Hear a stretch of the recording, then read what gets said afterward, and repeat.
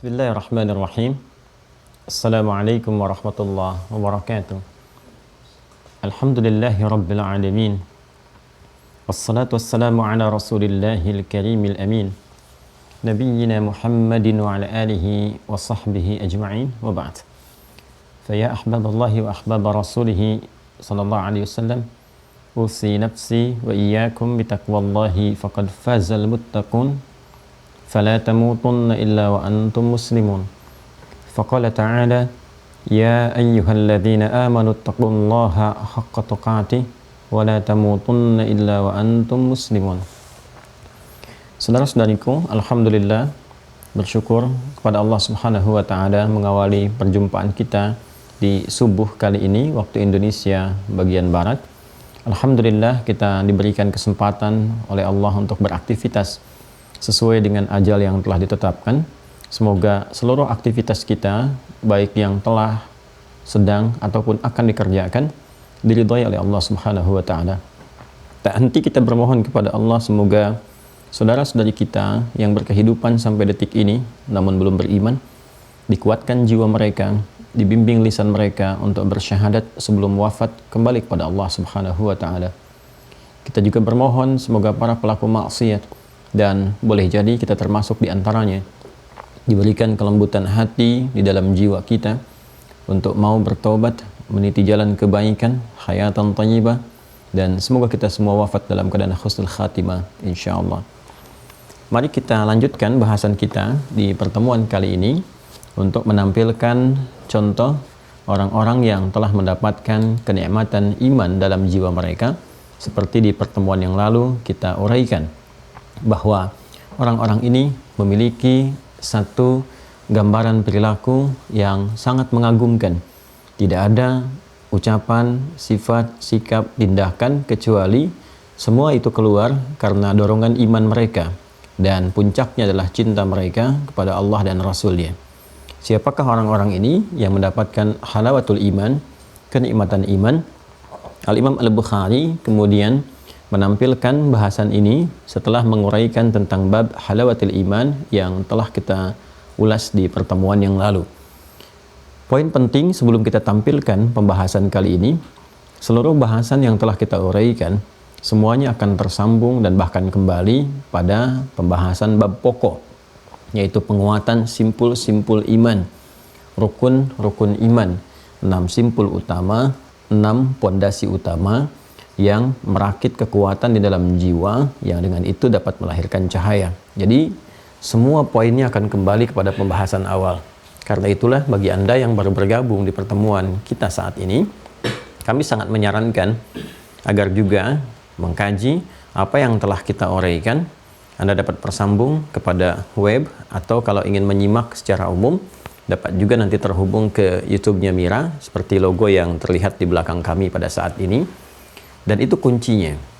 Bahkan semua pelajaran terkait dengan akidah atau bahkan tauhid pada intinya adalah menguatkan 6 simpul ini. Ketika 6 simpulnya kuat, tertanam di dalam jiwa, mengikat dengan kuat, ini akan menjadikan seluruh perbuatan kita bernilai saleh, dan ini akan membantu kita mendapatkan rahmat Allah Subhanahu wa taala, sehingga lahirlah jaminan keselamatan, ketentraman, kedamaian, baik di dunia, di alam kubur, ataupun saat kembali kepada Allah Subhanahu wa taala.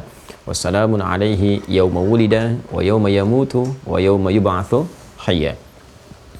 Baiklah, kita akan melihat siapa di antara tipikal sahabat-sahabat Rasulullah SAW yang telah mendapat penguatan iman itu, kesempurnaan ikatan dalam 6 rukun itu, dengan melanjutkan bahasan kita masih di halaman ke-24 dalam pembahasan Kitabul Iman, subbab yang ke-10, dan kami telah upload ini di dalam web yang terhubung ke Mira. Jadi teman-teman yang telah mengaktifkan akun bisa langsung download, ya, download kemudian silahkan di print out, atau tetap berada di perangkat digitalnya tapi bisa tersambung dengan pertemuan kita di saat ini. Jadi kalau saya bacakan, Anda juga bisa bersama-sama menyimak dan mengetahui baik bacaan ataupun nanti dari sisi pemahaman.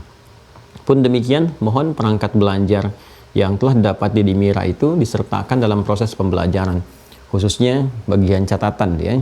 Mushaf dan catatan itu bagian yang terpenting, karena nanti pembahasan ini akan juga terjadi sinergitas, relevansi, serta korelasi ketersambungan antara ayat dan hadis-hadis Nabi Sallallahu Alaihi Wasallam yang menunjukkan kebenaran dan penguatan risalah Islam. Jadi nggak terpisahkan. Itulah indahnya di Islam, selalu relevan antara penjelasan hadis ya dengan sumber wahyu dari Al-Quran, itu selalu relevan. Nggak ada yang kontradiktif satu dengan yang lainnya. Ya, nggak ada ayat satu misalnya bertentangan dengan ayat yang lainnya, atau hadis satu dengan hadis yang lainnya, ya, atau bahkan Al-Quran dengan hadis. Ya, sepanjang ditelusuri, diseleksi, seluruhnya tersambung pada keterangan Rasulullah SAW, pasti akan terjadi penguatan terhadap ayat-ayat Al-Quran dan saling mengonfirmasi satu dengan yang lainnya. Ya, baik. Mari kita sambungkan dan kita bacakan. Bismillahirrahmanirrahim. Kalau kemarin ke subtopik yang ke-9, sekarang 10 ya, tulisannya 1 dan titik misalnya. Bab alamatul iman hubbul ansar. Bab alamatul iman, ya, tanda-tanda keimanan itu diantara, kita sebutkan diantara ya, karena yang sebelumnya sudah kita berikan satu gambaran, atau bahkan kita bisa terjemahkan dengan bentuk tunggalnya ya, diantara satu tanda keimanan itu ya, karena alamah itu juga menjadi bentuk tunggal, singular, mufrad ya kan. Alamat diserap ke dalam bahasa Indonesia alamat. Alamat itu dari bahasa Arab. Ya, alamat itu dari kata alamah. Akarnya Masya Allah ini terkorelasi kuat sekali. Ya. Terkorelasi kuat sekali dengan kata alam, dengan kata ilmu, dengan kata alima. Ya. Ini kan ada alamah seperti ini tulisannya. Alamah. Ini tanda ya. Tapi bukan sekedar tanda. Yuk kita ngaji tinjauan bahasa dulu ya, supaya kita memahami betul dan mengetahui kedalaman maknanya. Ini dengan mengetahui kedalaman maknanya, kita bisa mendapatkan satu hakikat dari pemaknaan yang dengan itu mudah kita cerna dan insya Allah membantu kita untuk ringan beramal. Kata alamah seperti ini. Ya. Dari kata alam begini, nanti ada tak sifatnya, kemudian seperti ini ya kan. Ini pokok katanya dari 3 huruf, ain, lam, dan mim ya kan.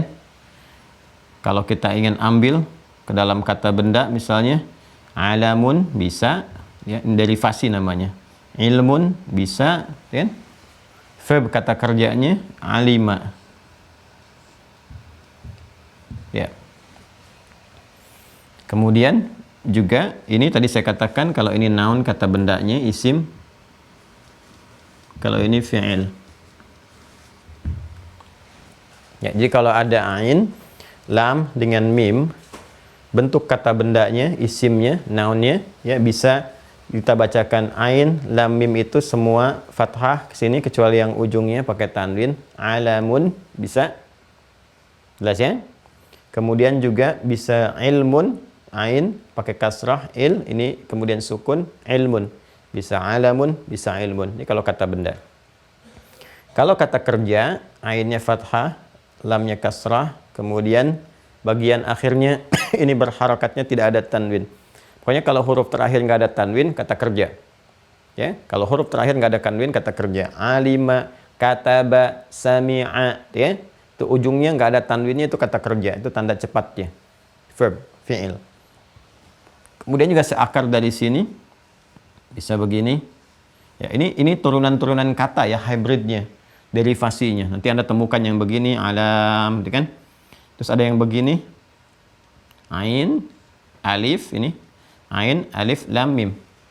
Ini bisa alamun begini, bisa juga nanti alimun. Ya, kalau ini tanda alamun, tanda alamun, sudah ya, bacanya pendek, ya kan? Kalau yang semacam ini alam, ya segala yang meliputi tanda-tanda itu, bahkan diserap ke dalam bahasa Indonesia jadi alam, ya alam. Ya, yang meliputi segala tanda-tanda itu disebut dengan apa? Alam. Jelas ya?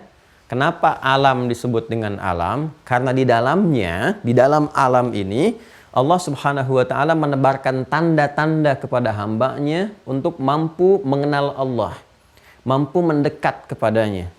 Tanda-tanda yang dikumpulkan di alam ini disebut ayat namanya. Ya. Ada ayat.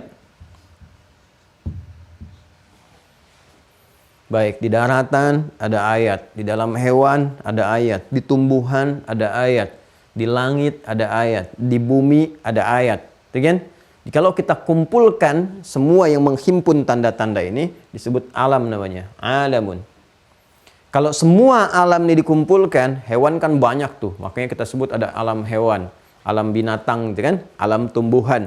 Kalau dikumpulkan semua jenis alam ini disebut alamin namanya. Nah, ini jamaknya alamin. Seperti ini kurang lebih. Ya. Kalau kita ingin cakup semuanya tanpa kecuali, ya, semua alam yang ada. Hewan, tumbuhan, jin, macam-macam, langit, bumi, segala yang ada di isinya, semua pakai alif lam istighraq. Jadi alif lam itu ada yang mencakup ma'rifah khusus tertentu, ada yang istighraq, mencakup semua tanpa kecuali.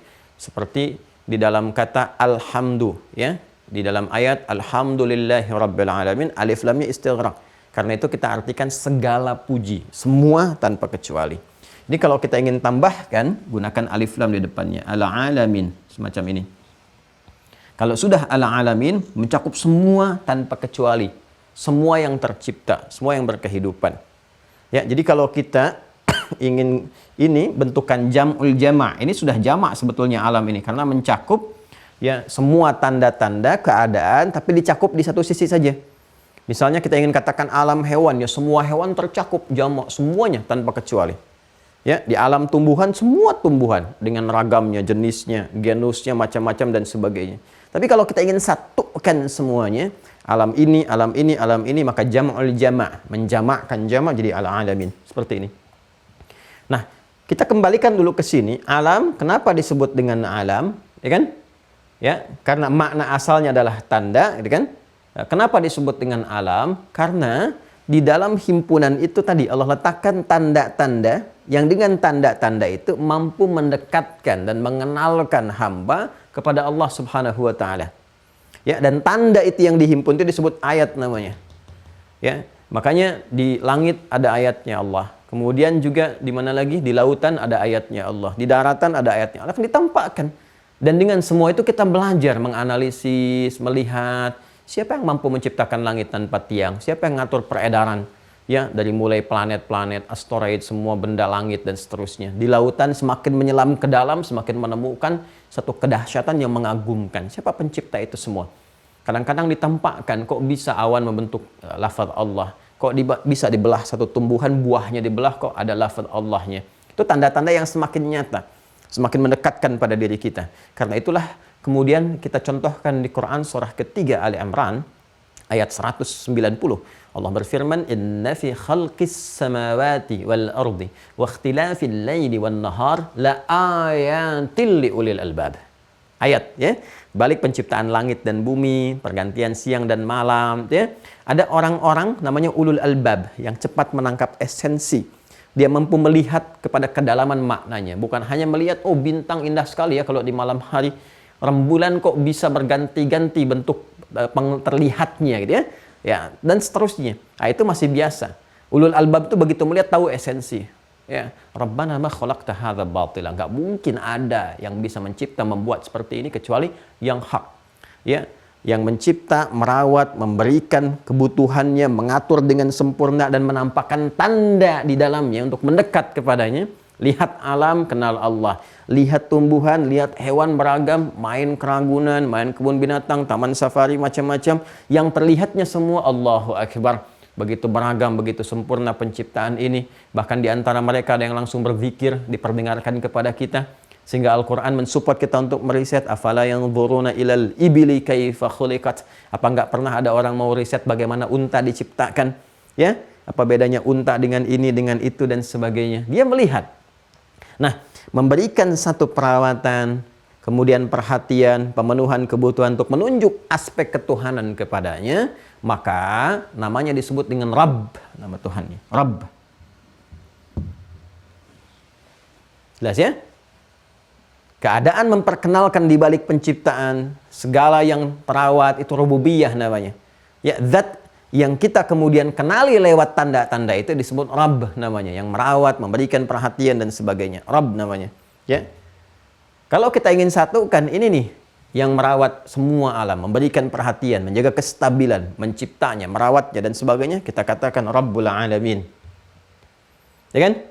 Kalau Anda ingin bertanya siapa pencipta itu, Anda riset, Anda cari, silahkan. Anda temukan. Ya, di setiap kitab, buku-buku, referensi, macam-macam, cari kalimat yang langsung menegaskan. Ya, saya yang merawat semua itu. Ya kan? Ini yang merawatnya, ini yang menunjukkannya, ini yang mendapatkannya, sehingga layak untuk dipuji. Ya, ya wajar untuk dipuji, mendapatkan semua pujian. Ya, dia yang menciptakan, dia yang merawat, memberikan perhatian, ya, kemudian menyembuhkan tatkala ada sakit, ya, menyeimbangkan dan sebagainya. Jadi wajar kalau ada semua kebaikan di alam ini, semua pujian diarahkan kepadanya. Nggak ada peran kita di dalamnya karena kita pun tercipta olehnya, dirawat olehnya, ya kan?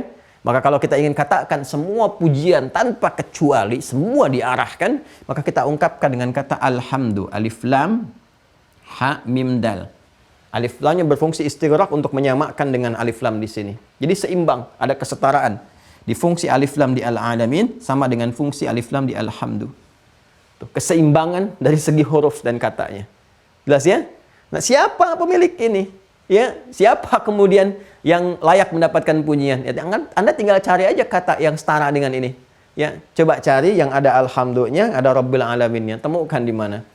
Maka setiap hari kita katakan 17 kali tanpa kecuali, 17 kali. Awas ya, 17 kali, tidak kurang dari itu. 17 kali. Lihat, apa yang kita katakan? Alhamdulillah, siapa yang punya? Lillah. Ya?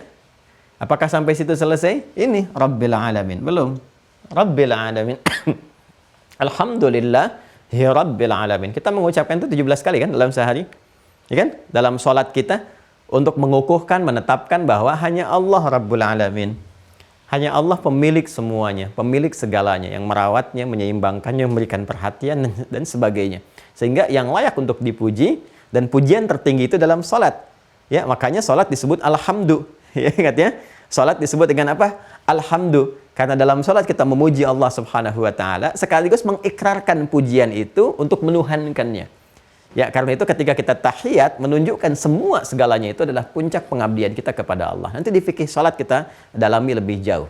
Tapi ingin saya katakan bahwa ketika disebutkan turunan semua kata ini, puncaknya adalah bukan sekedar tanda, tapi tanda yang mendekatkan diri kita kepada Allah Subhanahu wa Ta'ala. Nah, kalau kita ingin teruskan teman-teman sekalian, dari kata alam, ya, ini kan karena akarnya sama dari kata kerja ini, bahkan hurufnya pun serupa. Huruf penyusunnya sama, ya kan? Huruf penyusunnya sama, lihat. Alamun sama dengan alima, ya kan? Huruf penyusunnya ain, lam dengan mim. Ini memberikan kesan kepada kita, kalau alima, kata bendanya ilmun, diterjemahkan oleh kita, ya, dengan nama ilmu atau pengetahuan. Jadi kalau kita ingin sambungkan, ini dahsyatnya bahasa Arab nih begini, kalau kita mengaji ini dalam sekali, udah keluar dari semua bagian tarikan nafas, di setiap tempatnya keluar huruf, jadi mewakili semua bagian tempat huruf, sifat-sifat huruf, keterkaitan maknanya juga dalam. Ya, kenapa? Susunan hurufnya ini sama seakar dengan kata ilmu, seakan memberi kesan kepada kita, kalau Anda ingin menemukan esensi dari semua yang tercipta ini, dan menemukan hakikat tertingginya yaitu ayat, tanda yang mendekatkan diri kita kepada penciptanya, bukan sekedar mengenal luarnya. Ya. Jadi kalau Anda ingin tahu rasa enaknya kelapa, ya jangan cuma lihat luarnya atau sampai pada serabutnya atau sampai kepada kulit luarnya, ya kan? Masih keras di situ. Ya, jadi ada orang yang baru melihat dengan serabut saja. Oh, matahari itu bagus ya kalau sunset. Ingin melihat itu aja, itu serabut namanya. Ya kan? Jadi kalau Anda ngelihat cuma rasi-rasi bintang aja begini, oh bagus ya bentukannya gini, itu baru batoknya itu. Ya. Kalau Anda ingin merasakan kenikmatan ke dalamnya, bukankah Anda akan belah itu? Anda akan lihat Nah, begitu Anda menemukan daging yang paling halus di dalamnya itu lub namanya. Orang Arab menyebutnya lub. Lub. Jamaknya disebut albab. Ya, albab. Makanya nanti ada yang dikenal dengan ulul albab. Ya, kembali ke Quran surah ketiga Ali Imran ayat 190. Inna fi khalqis samawati wal ardi wa ikhtilafil laili wan nahari la ayatin li ulil albab. Siapa ulul albab itu? Dia yang bisa membaca ini. الذين يذكرون الله قياما وقعودا وعلى جنوبهم ويتفكرون في خلق السماوات والأرض يا ربنا ما خلقت هذا باطلا سبحانك فقنا عذاب النار. Ya, di orang-orang ulul albab ini orang yang dia melatih dirinya dengan zikir dan fikir. Jadi istilah zikir dan fikir itu dari Al-Quran. Surah ketiga Ali Imran, ya kan? Ayat 191 sampai 192 itu turunan-turunan ke bawahnya itu zikir dan fikir. Ya, masih dengar kan? Masih ingat kan? Zikir dan fikir. Kemudian ditajamkan lagi, ya, dilebarkan kalimatnya dengan menggunakan imtak dan iptek. Masih dengar itu? Ya, itu terambil dari bahasa Al-Quran. Alladzina yadhkurunallaha, dia senantiasa meningkatkan zikirnya kepada Allah, keseimbangan spiritual, keseimbangan rohani. Ini manusia ideal. Ya, karena ada keseimbangan antara spiritualnya di dalamnya, rohaninya dengan jasmaninya. Ya, bahkan akalnya, wa yatafakkarun, dia senang riset, senang baca, meluaskan literasi, baca. Jadi ini ayat-ayat yang mensupport kita untuk meriset segala yang ada di alam ini. Silahkan, umat Islam itu punya semua pondasi-pondasi ilmunya, pondasi ayatnya, riset yang ada di langit, yang mempraktekkan siapa? Ya, jadi hasanah dulu ini yang pernah dikembangkan, dibawa prinsip keilmuan ini, cuman kan disimpan semua ayat-ayat yang terkait dengan ini, dibawanya saripatinya aja. Maka kebiasaan riset berkembang, termasuk di barat sekarang banyak riset dan seterusnya. Ya, sudah mulai menggali. Kemarin saya baca itu sudah mulai sekarang menganalisis matahari. Ya, masih di jarak 10 juta, targetnya di jarak 5,9 juta, itu yang saya lihat itu. Ya, sekarang masih ada di bagian terluar, tapi sudah masuk ke coronanya itu. Dan mereka sudah meriset itu, ya dahsyatnya diuji dulu di satu lab di Prancis itu. Ya, NASA kemudian menerbangkan dia. Ya, itu kemarin sukses mereka. Ya, dan sudah bisa mengamati itu, walaupun dari skala yang masih cukup jauh, jarak 10, sekian juta kilometer, tapi itu sudah cukup untuk memberikan sebuah citra bahwa ini loh, riset. Dan kita itu manusia riset. Orang Muslim itu orang periset.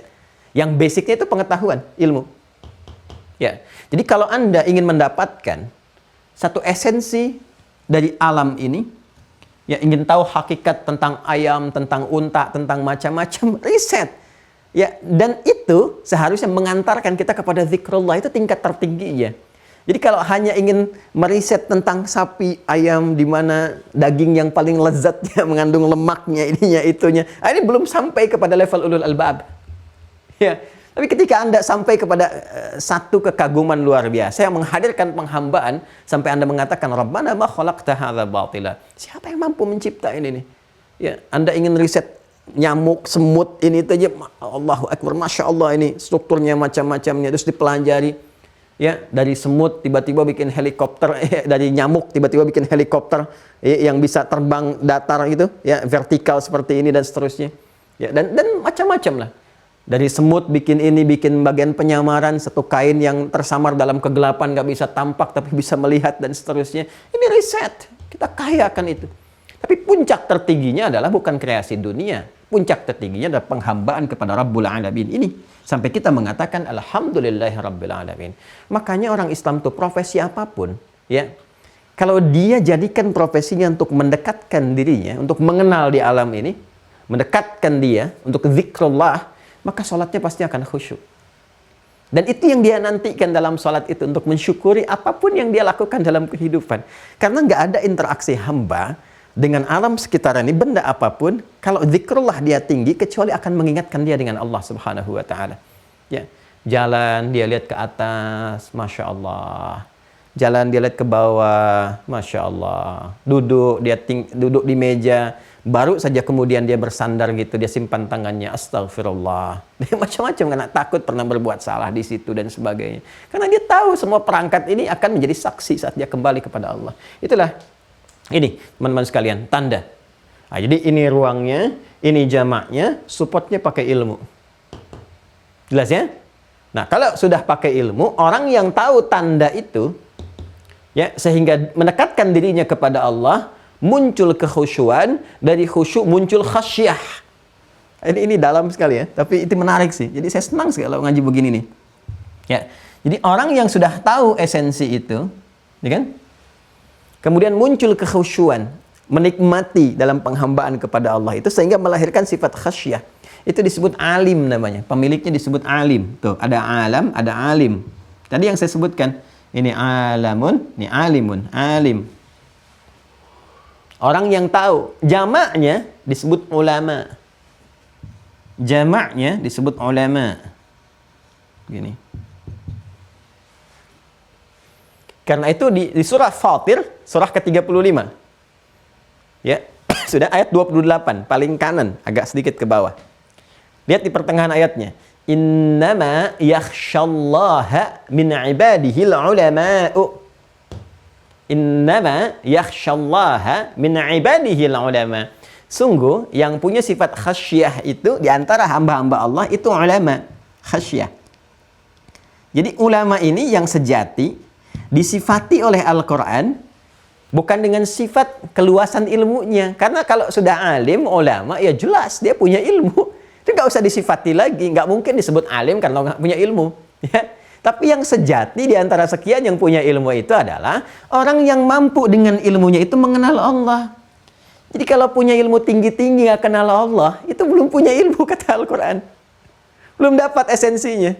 Jadi kalau ada orang yang mencari pengetahuan ya secara akademik misalnya, gelarnya tinggi, sampai S1, S2, doktor bahkan S3, ya itu gelar untuk pendidikan, ya kan? Gelar untuk pengajaran bahkan diberikan karena pengabdian dia dalam mengajar disebut profesor misalnya. Tapi kalau sampai ke tahap profesor, doktor dan seterusnya bla bla bla gelar yang lain belum mampu mengenal Allah, maka masih kecil di hadapan Allah ilmunya. Ya kan? Nah, karena ilmu yang hakiki itu yang sejati kata Al-Qur'an, ya, di balik ilmu yang dikandung dari kata alim jamaknya ulama itu, ya, membimbing dia untuk bisa menemukan esensi di balik kehidupan. Bahkan pada dirinya sendiri. Ya, sanurihim ayatina fil afaqi wa fi anfusihim hatta yatabayyana lahum annahul haq. Ya kan? Ya, di surah Fussilat itu kan seperti yang pernah saya sampaikan. Ya, jadi dia bisa menilai dengan ketinggian ilmu yang dia dapati itu dengan pencariannya, puncaknya dia menemukan, oh sejatinya itu dia geologi misalnya ahli dia di bidang itu. Jadi sejatinya dia menemukan, Masya Allah, nggak ada yang mampu memberikan tanda di batu-batu ini kecuali penciptanya. Terhubung, cari, pasrah kepada Allah. Sholat. Dan sholat itu karena dia dapat dengan ilmunya, dapatlah khusyuk. Ya, khusyuk ini yang melahirkan khasyah nanti. Ya, khasyah, puncak kepatuhan kepada Allah. Jadi kalau sudah alim, punya sifat khasyah, maka khasyah akan membimbing ilmunya sehingga selalu bermanfaat. Ya, ini moralnya. Moral hazardnya itu ada di sini, sifat khasyahnya. Jadi nggak ada para ulama itu kalau benar-benar sejati, ya ahli ilmu yang benar, nggak akan pernah menggunakan ilmunya pada maksiat karena ada sifat khasyah di dalamnya. Jadi apa yang keluar di ilmunya itu manfaat, apapun itu. Baik di umum misalnya, dia ahli hukum, ahli ekonomi misalnya, ya atau apapun yang terkait dengan kehidupan kita di biologi kah, fisika kah, gitu kan? Ya atau bahkan astrofisika dan sebagainya. Di semua yang keluar dari dirinya sepanjang punya sifat khasyah, apa sih manfaat yang bisa ditampilkan? Dan itu yang dibutuhkan. Makanya orang Islam dulu, miniatur masa keemasan itu orientasinya semua ibadah karena punya sifat khasyah. Apa yang bisa ditampilkan dari orang yang pakar di bidang ini, pakar bidang ini, pakar bidang ini. Karena itu dengan sendirinya tempat yang dia tinggali maju, negaranya maju, menghasilkan peradaban karena semua mengabdi. Ya, bukan hanya dihadirkan dalam satu semboyan gitu, ya. Hidup-hidupkan ini, jangan cari hidup di sini. Bagus, betul, ya kan? Ayo mengabdi untuk kepentingan ini, kepentingan itu. Bagus, betul. Tapi dasarnya semua akan ke sini. Kalau ini tidak tertanam di dalam jiwa, nggak akan muncul itu. Nggak akan muncul. Hakikatnya ada di sini. Innama yakhshallaha min ibadihil ulama. Dan tahukah Anda surat Fatir? Surat Fatir dibukanya dengan kata apa? Ya. Coba lihat ayat pertamanya. Alhamdulillah. Ini. Alhamdulillahi fatiris samawati wal ardi ja'ilil malaikati rusula. Ya, uli ajnihatin mathna wa thulatha wa ruba'. Ada ayatnya? Dalam surah 35 ayat 1-nya. Coba lihat tuh. Di mana Anda temukan ayat-ayat dalam satu kitab atau bahkan yang disucikan yang punya korelasi seperti ini? Ya. Dan fatir itu artinya apa? Fatir itu kan yang menciptakan dan melekatkan fitrah di dalamnya. Ya kan? Jadi Allah ingin menegaskan bahwa aku yang menciptakan langit, menciptakan bumi, dan melekatkan fitrah di dalamnya. Fitrah apa? Rububiyah. Perawatan, pemberian perhatian, ya penjagaan, keseimbangan, sekaligus menanamkan ayat di dalamnya. Engkau bisa riset, yang dengan riset itu mampu mendekatkan dirimu kepada Allah, punya pengetahuan, lahir sifat khasyah. Sehingga dalam ibadah khusyuk, dalam aktivitas bermanfaat. Alhamdulillahi fatiris samawati wal ardi, ja'ilil malaikati rusulah, uli ajnihatin mathna wa thulatha wa raba'. Masya Allah kan? Ya. Ini dibuka dengan alhamdulillahi rabbil alamin. Muncul ulama di surah Fatir, ayatnya dibuka dengan alhamdulillah. Ya. Maka nanti kalau kita gali lagi, Masya Allah, ya itu Allahu Akbar, indah sekali. Jadi saat membuka penciptaan dengan alhamdulillah, saat menutup juga alhamdulillah, kan? Saat masuk surga kalimatnya pun alhamdulillah, disambut pun dengan alhamdulillah. Karena nggak ada semua hal terjadi kecuali atas izin Allah. Karena itu semua pujian kembali kepada Allah Subhanahu wa taala. Jelas ya? Nah, kalau kita ingin kumpulkan ini, teman-teman sekalian, yang tadi kan alim nih, jamaknya ulama. Kalau kita ingin bentuk superlatif untuk mengumpulkan semua itu, maka naikkan dengan bentuk ini dan berikan tasydid. Ya alam, jadi berikan tasydid. Alam. Ya.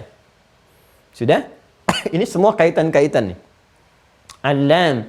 Ya, apalagi kalau sudah pakai ta, alamah. Itu ada yang pakai ta, ada yang tidak pakai, ada yang pakai tasydid, dan enggak pakai tasydid. Kalau sudah begini nih, alamah. Kalau alam, bentuk superlatif dari sini, alim. Ya. Sudah ke alam, artinya lebih tinggi lagi derajatnya. Ya, kalau sudah mengumpulkan semua keadaan, karakter, sifat, ya tanda-tanda dan sebagainya, itu pakai ta di ujungnya, alamah.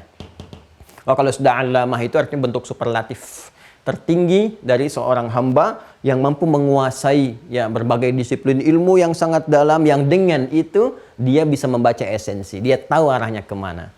Dan puncaknya penghambaan kepada Allah. Jadi kalau ada alamah kurang ibadahnya, alamah kurang zikirnya, itu bukan alamah namanya.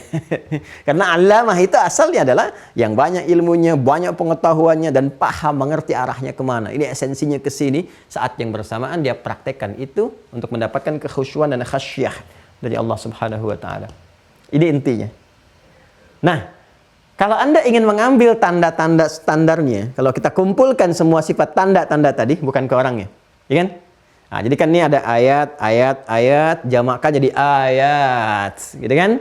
Nah, kalau ayat ini karakternya ingin kita kumpulkan, tandanya dikumpulkan, gitu kan? Yang dengan itu bisa kita baca untuk mendekat kepada Allah, tinggal tambahkan ta seperti ini dan hilangkan bentuk tasydid di sini yang tadi alamah jadi alamah seperti ini. Maka kita temukan kata ini bukan sekedar tanda, ya. Di alamah itu artinya kumpulan dari tanda-tanda yang mencakup ini kalau udah ada ta. Bisa sifat yang harus ditiru, ya kan? Bisa keadaan yang bisa diriset dan seterusnya. Ya, jadi ta di sini fungsinya mahal sekali nih. Ini mahal sekali ta-nya, ya kan? Jadi mencakup segala keterkaitan ya yang melahirkan tanda ini. Yang tanda ini kita pelajari dengan ilmu, nih akarnya. Ini kalau kita ingin kaitkan korelasinya. Yang tanda ini kita pelajari dengan ilmu. Ilmu ini kita riset kepada isi-isi tanda di alamat ini, ya isi-isinya berupa ayat-ayat ini. Yang dengan itu mampu menjadikan kita kenal dengan Allah, alim, memiliki sifat khasyah. Ya, jadi ketika Al-Imam Al-Bukhari memberikan judul di subtopiknya dengan mengatakan alamatul iman,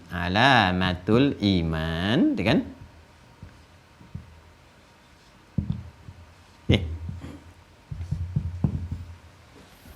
Seakan memberi kesan kepada kita bahwa di pembahasan ini ada tanda.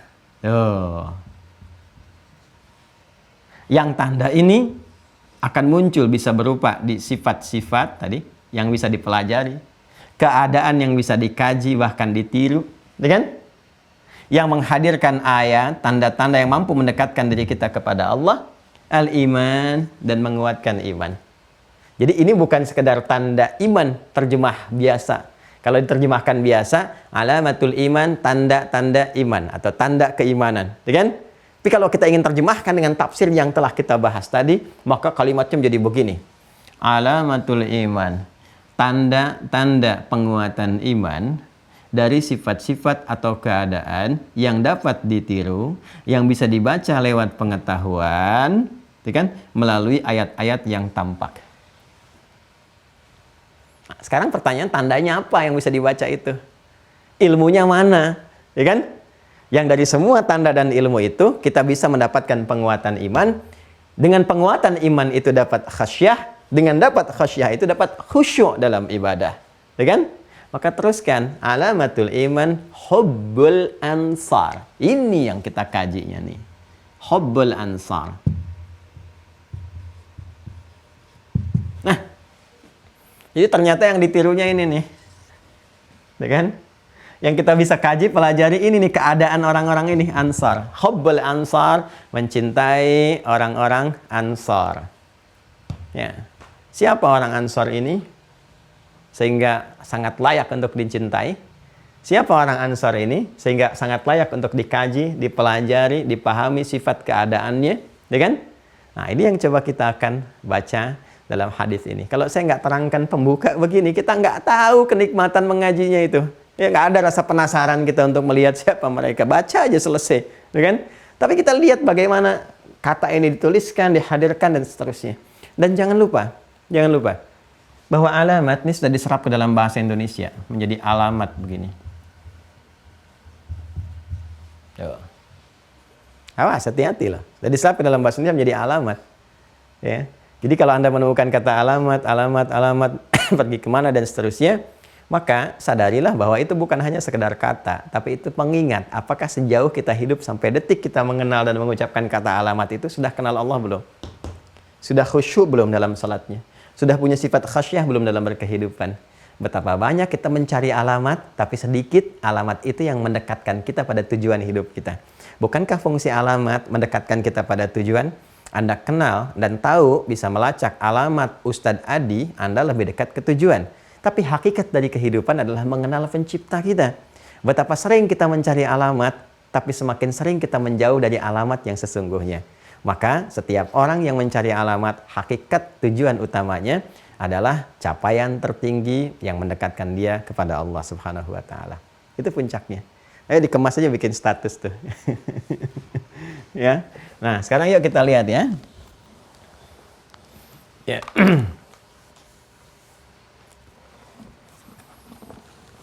Bismillahirrahmanirrahim. Bab alamatul imani hubbul ansar. Subtopik pembahasan tanda keimanan itu. Jadi saya terjemahkan langsung dengan tadi tafsir yang kita bawa ya. Tanda keimanan itu yang mampu menguatkan iman, mendekatkan diri kepada Allah Subhanahu wa Ta'ala, meriset dengan pengetahuan sehingga melahirkan sifat khasyah dalam berperilaku, khusyuk dalam ibadah adalah hubbul ansar, mencintai kaum Ansar. Baik, siapa Ansar ini nanti kita akan baca dulu, setelah itu baru kita jelaskan. Bismillahirrahmanirrahim. Qala al-Imam al-Bukhari. Jadi biasakan ya, seperti pernah saya sampaikan, kalau kita baca hadis jangan langsung kita bacakan haddatsana atau kematannya langsung, tidak. Ya, kita coba untuk lihat sehingga mendapatkan inspirasi, dan kita mulai dengan qala. Qala itu berkata, siapa yang berkata? Ya, pengarang kitab ini. Mualliful kitab atau musanniful kitab al-Imam al-Bukhari. Qala haddatsana Abu al-Walid, qala haddatsana Syu'bah, qala akhbarani Abdullah bin Abdullah bin Jabr. Qala sami'tu Anas 'anil Nabi sallallahu alaihi wasallam. Kalau sudah ini Anas umumnya Anas bin Malik. Nanti ada Anas bin Nadar, itu dari golongan Khazraj juga. Ada Anas bin Malik, sama-sama dari Khazraj. Tapi kalau di ilmu hadis biasanya kalau ada hadis itu diriwayatkan, kalau sudah Anas berdiri sendiri itu biasanya Anas bin Malik. Ya. Sudah kita bahas, kalau disebutkan Anas bin Malik sudah terbayang ya, bapaknya, ibunya yang seperti saya sampaikan. Jadi maksud saya kalau disebutkan Anas, ingat keluarga bapak, keluarga ibu. Ya, keluarga saya juga lihat anaknya sekarang gimana, udah dekat dengan Allah belum, udah sholat belum, udah bangun belum, ya kan? Ya, suami istri ini seperti sederhana, tapi kalau ngaji hadis itu benar, enak itu. Ingat ini, ingat sahabat ini, jadi inspirasi kan. Anin Nabi sallallahu alaihi wasallam, dari Nabi sallallahu alaihi wasallam, qala, beliau bersabda, ayatul iman, tuh persis apa yang saya sampaikan. Jadi di sini hadis Nabi, kalimat Nabinya langsung menunjuk ayatnya. Ya, tidak lagi menggunakan alamat tapi langsung to the point. To the essence, gitu kan? Kepada titik esensialnya. Jadi Nabi langsung ya mengungkapkan dengan kata ayatnya langsung, ayatul iman. Nah, jadi kalau sudah pakai ayat, sudah nggak ada yang lain tafsirannya. Ya, seperti yang saya urai tadi kan, kalau ayat-ayat ini dihimpun, dikumpulkan dan seterusnya, maka menjadi tanda alam kan. Tapi kalau sudah disebutkan ayatnya langsung, sudah nggak ada yang lain kecuali tanda yang mendekatkan diri kita kepada Allah secara langsung. Nggak ada ambigu makna kanan kiri, enggak. Pokoknya dengan ini diri kamu harus lebih dekat. Ya, karena itu kenapa isi Al-Quran disebut dengan ayat? Karena setiap kali kita berinteraksi dengan Al-Quran, membaca, mengaji tafsir, bahkan mendengar saja, kalau bening-bening hati kita itu jernih, itu langsung bertambah kedekatan kita kepada Allah. Ya, baru dengar aja, kalau bening hati kita itu, baru dengar, itu bertambah, menguat keimanan, bertambah kedekatan. Ya, bertambah kedekatan itu disebut tawakal namanya. Takorubnya mendekati, ya, tapi kalau sudah tersambung, terhubung, sehingga dengan takorub itu ada satu konektivitas ya yang sulit untuk digambarkan tapi terasa gitu. Gemar menunaikan hukum-hukumnya, menjauhi larangan, terkoneksikan dengan baik. Itu tawakkul namanya, dari tawakkala ya tawakkul. Ya, tawakkala ya tawakkalu, tawakkulan. Kita sebut dengan tawakkal namanya. Tawakkal. Nah, sekarang lihat di Quran surah ke-8 Al-Anfal, di ayat yang kedua itu. Ya, ini sering saya sampaikan dan ini nampaknya harus wajib kita hafal karena sudah sering berulang-ulang saya sampaikan. Innamal mu'minuna alladzina idza dzukirallahu wajilat qulubuhum wa idza tuliyat 'alaihim ayatuhu zadatuhum imana wa 'ala rabbihim yatawakkalun. Sungguh ciri insan yang sejati itu, mukmin yang sejati, jika disebutkan nama Allah ada getaran dalam jiwanya dan bila dibacakan kepadanya ayat-ayat Allah. Zadathum imana, bertambah keimanannya, wa 'ala rabbihim yatawakkalun, dan hubungan konektivitasnya kepada Allah semakin menguat. Ya, jadi kalau disebutkan ayat di sini, nah udah teman-teman sekalian, kalau sudah ada seperti ini, maka apa yang akan kita bahas harus mampu meningkatkan konektivitas kita kepada Allah, menguatkan iman kita. Ya, karena nanti ada ayat yang maktubun fis sudur, tertulis ya dalam lembaran-lembaran, masahif, mushaf. Ya, mahfuzun fis sudur. Ya, ada yang tertanam dalam jiwa kita, terhafalkan. Jadi Al-Quran ini Masya Allah, mukjizat yang sangat sempurna sekali. Tertuliskan, kemudian juga bacaannya tertanam dalam jiwa, bisa kita keluarkan dalam lisan kita. Ya, dan perpaduannya semua sinergis. Apa yang dicatat ya terkonfirmasi dengan yang dihafalkan. Apa yang dihafalkan terkonfirmasi dengan apa yang dicatatkan. Dan maknanya, ya maknanya tergambarkan dalam kehidupan. Ada pada diri kita sendiri. Jadi kalau kita ngaji Al-Quran, baca, ngaji, kemudian bahas tafsirnya, itu kita akan temukan tanda kebenaran, tanda ayat itu pada diri kita sendiri kita temukan. Karena di Al-Quran dibahas tentang diri kita.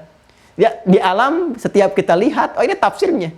Karena itu para ulama tafsir mengatakan, ayatul kauni tufassiru ayatul Qur'ani. Ayat-ayat di kaun, di semesta ini, ya menafsirkan apa? Menafsirkan secara langsung, real, tentang apa yang terkandung dalam ayat-ayat yang tertuliskan atau terhafalkan dalam jiwa kita di Al-Quran. Ini ayatul iman, kata Nabi SAW, ya, tanda keimanan itu, artinya tanda yang mampu menguatkan iman. Yuk, lihat hadisnya. Coba lihat, kan Anda sudah download itu. Ya, kita sudah sampaikan. Ayatul iman, tanda iman itu, yang mampu menguatkan hubungan kita dengan Allah. Ya, dan menanamkan keyakinan tanpa ragu, karena sudah iman itu yakin tanpa ragu. Hubbul ansar, ya diantaranya apa? Mencintai ansar. Hubbul ansar, mencintai ansar.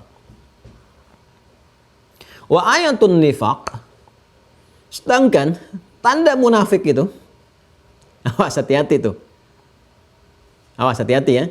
Di ayat itu kalau berdiri sendiri mendekatkan diri kepada Allah. Tapi kalau terkontaminasi itu semua, menjauhkan atau bergeser atau bahkan mengolok-olok, kena penyakit. Penyakitnya disebut dengan marad, menyerang ke tempatnya, tempat iman itu. Ya. Tapi esensi dari itu disebut dengan nifak. Nanti orangnya disebut munafik. Gini, supaya lebih paham, saya visualisasikan. supaya lebih mengerti kita, jadi bahasnya enak banget gitu ya. Kalau kita ngaji itu, Insya Allah. Mudah-mudahan ada pahala untuk guru-guru yang telah mengajarkan. Jadi Masya Allah itu ya. Tuh sampai ini kalau pada penting ini gini nih susah dihapus nih. Kalau materinya pada penting susah dihapus nih. Apalah. Masih ingat nggak teman-teman sekalian? Ini masih ada nih. Iman itu kan tempatnya kan di jiwa takwa begini. Masih ingat ya? Takwa ini kan tempatnya di mana? Di nafas kan? Nafas. An-nafas. Ya, masih ingat di surat Asy-Syams, Quran surah 91 ayat 7 sampai 10 itu yang sering saya sampaikan. Wa nafsin wa ma sawwaha fa alhamaha fujuraha wa taqwaha. Fujur biarkan sendiri karena sudah kita bahas, ya. Baik, sekarang kita masuk ke takwanya. Berarti di dalam nafas ini ada takwa. Dalam takwa ada keimanan. Ya, ini yang cahaya utama untuk mensupport sifat-sifat baik yang terkumpul dalam takwa disebut dengan khair atau zamannya khairat. Kemarin sudah kita bahas. Untuk menguatkan iman ada simpul yang 6. Tapi semua ini ada di sini. Ini Masya Allah kalau kita belajar di kimia itu saat membedah atom. Ya, atom itu kan yang terdalam, nuat. Ya, nuat. Kalau di hidup manusia ada niat. Yang saya sampaikan itu titik terdalam yang terkecil itu partikel terkecilnya kan itu dibedah lagi. Ya. Ada apa lagi? Ada proton gitu kan? Ya kan? Ada neuron, ya kan? Dan seterusnya terus dikaji itu di dalam itu tuh ada pecahan lagi kan? Itu Allah kalau kita satu saatnya coba guru-guru sebelum pandemi itu kita punya kelas tuh. Jadi yang guru-guru tuh suka saya suruh presentasi. Ya, kalau di sekolah kami tuh yang matematika guru-guru ini suruh nyampaikannya nanti kita akan coba turunkan ayat-ayatnya, ayat-ayat Quran dan sebagainya yang terkorelasi dengan itu. Jadi begitu ngaji ini ayatnya ini. Ya kan? Dan seterusnya itu indah sekali. Karena saya dulu pernah belajar fisika, saya belajar waktu di tingkat SMP di Tsanawiyah itu, ya di pesantren saya belajar fisika. Ya kimia saya belajar saat di SMA. Bahkan riset saya dulu di ferrum, ya besi. Ferrum kan begini, F besar E kecil. Ya. Masih ingat kan babnya nomor atomnya berapa? 26 kan? Terus dia punya isotop kan? Isotopnya ada 55, 56, yang paling stabil kan 57. Nah, saya tuh riset tentang ferrum. Ya, isyarat ferrum dalam Al-Quran. Jadi di surahnya kan ferrum itu besi. Ya, besi itu kan bahasa Arabnya hadid. Nah di Quran itu ada surat Al-Hadid. Surahnya surah keberapa? 57. Dan ayat tentang besinya, ayat 25 sampai ayat 26. Gitu. Ini menarik sekali. Nomor atomnya 26, isotop yang paling stabil menjaga keseimbangan atomnya itu 57 isotopnya. Dan yang meriset menemukan ini namanya Jabir bin Hayyan. Yang kelak nanti turunan dari ini ditemukan, ya terus ya risetnya ditemukan, dikembangkan oleh siapa? John Dalton. Makanya John Dalton disebut bapak atom sampai dengan sekarang. Ya ini asalnya ke sini. Kalau ngaji ini kita temukan indah sekali teman-teman sekalian. Ayo balik sini. Ya sini dulu ya. Ini nafas. Nafas dia ada di mana? Ada di kolbu. Karena kita belajar dulu. Nafas ada di kolbu. Ya kenapa nafas tempat nafas disebut dengan kolbu? Karena senantiasa bergejolak. Ya, pertarungan antara takwa dengan fujur, antara malaikat memberikan dorongan, motivasi, ya, atau support, dan setan yang memberikan provokasi. Nah, malaikat disebutkan 88 kali, setan 88 kali, takwa 115 kali, nafsu 115 kali. Jadi kita tuh setiap akan bertindak terhadap sesuatu selalu bergulat dalam jiwa kita. Ya, apakah sholat dulu atau nonton dulu, gitu kan? Allahu Akbar, dan Isya nih. Waduh, tapi ketinggalan Indonesia 2-1 nih. Bagaimana nih gitu kan? Wah, waktu lawan Singapura kemarin tuh terus dan seterusnya. Ya, wah, ya menang. Alhamdulillah menang gitu kan. Nah, tapi persoalannya kan pergulatan tuh ada. Ayo pilih mana? Sholat nggak kemarin dikerjakan tuh, ya? Atau jangan-jangan sholat nomor 2, lihat penalti lu nomor 1. Nah, itu bahaya tuh. Ya, bahaya tuh. Ya, dan seterusnya. Ini karena pergolakan, karena setiap kita bertindak, berekspresi itu ada pergolakan di sini, maka tempatnya disebut dengan kolbu. Ya kan, jamaknya disebut dengan kulub. Nah, titik yang paling agak luarnya, ini itu disebut dengan sodrun. Jamaknya disebut dengan sudur. Ya kan, sudur menampung kulub, kulub menampung nafas, nafas menampung takwa dan fujur, takwa mengakomodir iman, iman punya cabang lagi ini. Persis deh kalau kita belajar atom atau belah pohon buah kelapa dan sebagainya, kita temukan semua ilustrasi ini nyata sekali. Nah, apa kaitan dengan pembahasan kita sekarang? Nah, teman-teman sekalian, ini harusnya Takwa ini kan mengarahkan pada yang positif, baik. Mengenalkan kita kepada Allah, mampu membaca sesuatu, memberikan respon, ditangkap oleh akal pikiran kita, menjadi ayat yang mendekatkan kita kepada Allah. Harusnya begitu. Cuma kalau kena penyakit, ayat ini bisa bergeser. Ya, untuk menunjukkan kepada kita ada tanda nih. Tanda apa? Tanda yang menjauhkan seseorang dari Allah. Ini bahaya nih. Harusnya dekat, tapi dicampuri itu, karena ini yang fujurnya diaktifkan, diikuti. Dorongan-dorongan setan. Ini aktif nih.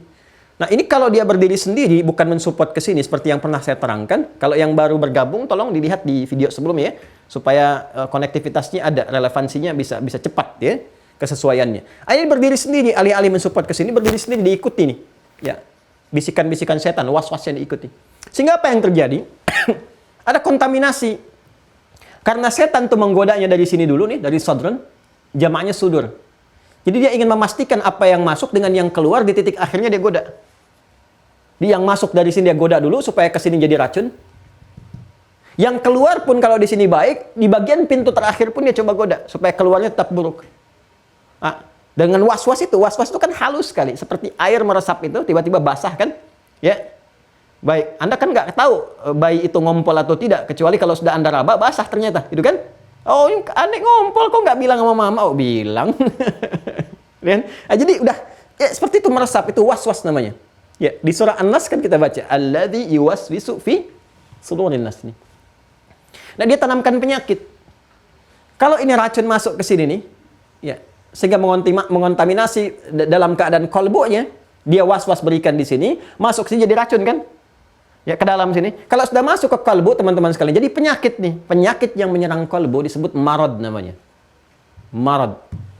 Untuk membedakan dengan penyakit yang menyerang fisik. Kalau ke fisik ini bagian terluar, tangan dari kepala sampai ujung kaki ini, itu disebut daun namanya. Daun. Ya. Daun begini. Obatnya disebut dengan dawaun. Ya, di sini kita mendapatkan satu informasi, ya, likulli da'in dawaun. Di setiap penyakit fisik, kata Nabi sallallahu alaihi wasallam, itu ada obatnya. Asal kita mau meriset, ya, hipotesa, eksperimen dan sebagainya, kita akan temukan itu. Pasti ada penawarnya. Kecuali kematian, kan? Itu. Ini riwayatnya.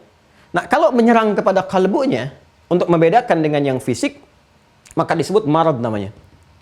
Ya, karena itu satu-satunya kitab suci yang memberikan penekanan pada perbedaan diksi ini itu cuma Al-Quran. Kalau Anda baca Al-Quran, Anda ingin melihat tentang penyakit dalam kalbu, jamaknya kan kulub, maka Anda akan temukan pasangan yang serasi. Tidak pernah disebutkan daun, tapi ini maradun. Buka Quran surah kedua Al-Baqarah ayat 10. Fi qulubihim marad. Fazadahumullahu marada. Jelas ya? Nah, ini, teman-teman sekalian. Penyakit yang menyerang kepada ini, kalbu disebut dengan marad namanya. Dan biasanya yang paling populer, bentuk marad yang paling populer ketika menyerang kepada kalbu ini, ya, sehingga nanti menjadikan apa yang seharusnya dikandung dalam takwa itu jadi kontradiktif. Ya, di takwanya menyuruh kepada kebaikan karena kena racun, kena was-was di sini. Ya, jadi bergeser nih. Ya, ini berdiri sendiri, yang fujurnya muncul. Ini lahirnya ke sini nanti nih, tembusnya. Ya, tembusnya ke sini. Jadi seharusnya ke sini masuknya, karena kan nggak bisa masuk ke sini, karena jiwa kebaikan. Jadi kotoran aja jadi titik-titik. Kata Nabi, naktah sauda.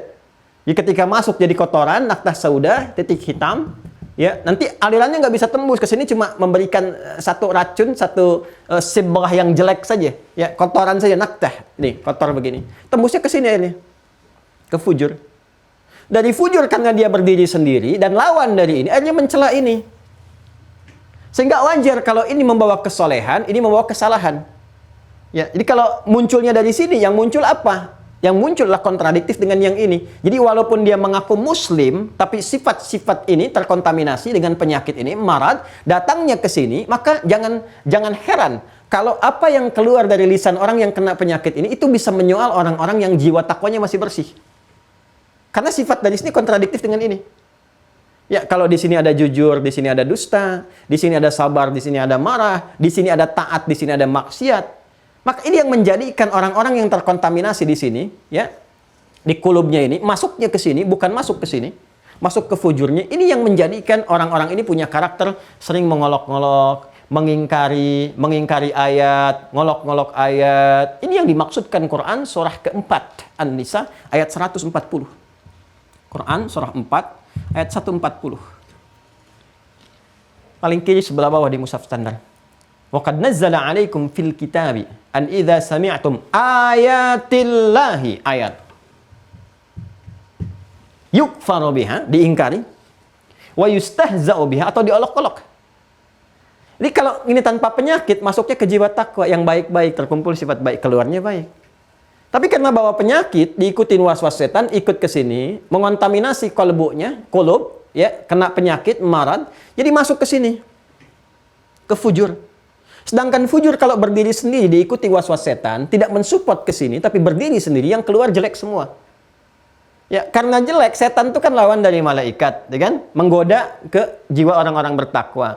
Karena ini jelek sifatnya, maka sudah otomatis akan mengolok-olok yang ini, mengingkari yang baik ini. Maka jangan heran teman-teman sekalian, kalau misalnya dalam kehidupan kita, kita mendengar, kata Allah, ada yang mendengar ayat-ayat Allah diingkari ini. Kemudian apa lagi? Diolok-olok. Yang ngaji diolok-olok, penghafal Quran diolok-olok, gitu kan? Yang meningkat jadi lebih baik, berjilbab diolok-olok. Dan yang paling menarik, yang mengolok-olok itu yang mengaku muslim.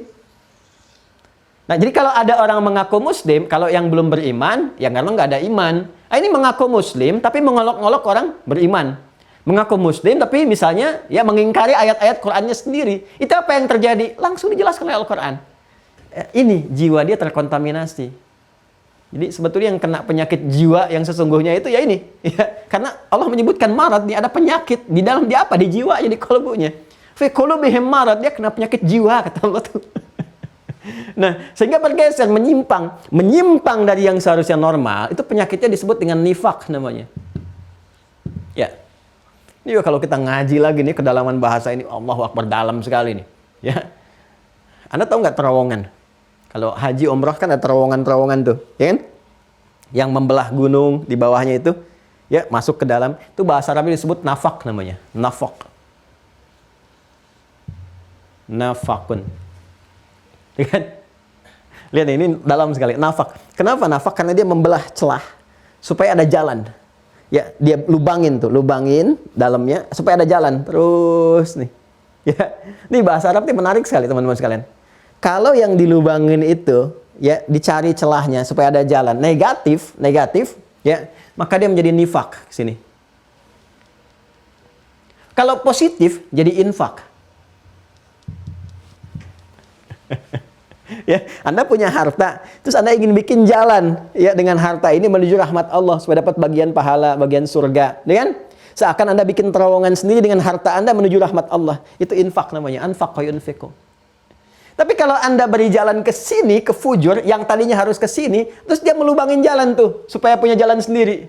Bikin terowongan, supaya nembus ke sini, langsung keluar. Ya, bergeser dari jalur yang benar, harusnya ke sini. Nah, skemanya kan fujur, mensupport kepada iman, sehingga muncul dari takwa, keluar dari nafas ke qalbu, jadi jernih. Dia bikin terowongan sendiri tuh. Ya, diikutin jalur setan. Ini, nggak ke sini, dia ikutin ke sini. Nah, maka ketika dia membuat satu lubang sendiri, jalan sendiri, keluar dari sini, itu nifak namanya. Orang yang mencoba mengikuti jalur nifak ini disebut munafik namanya.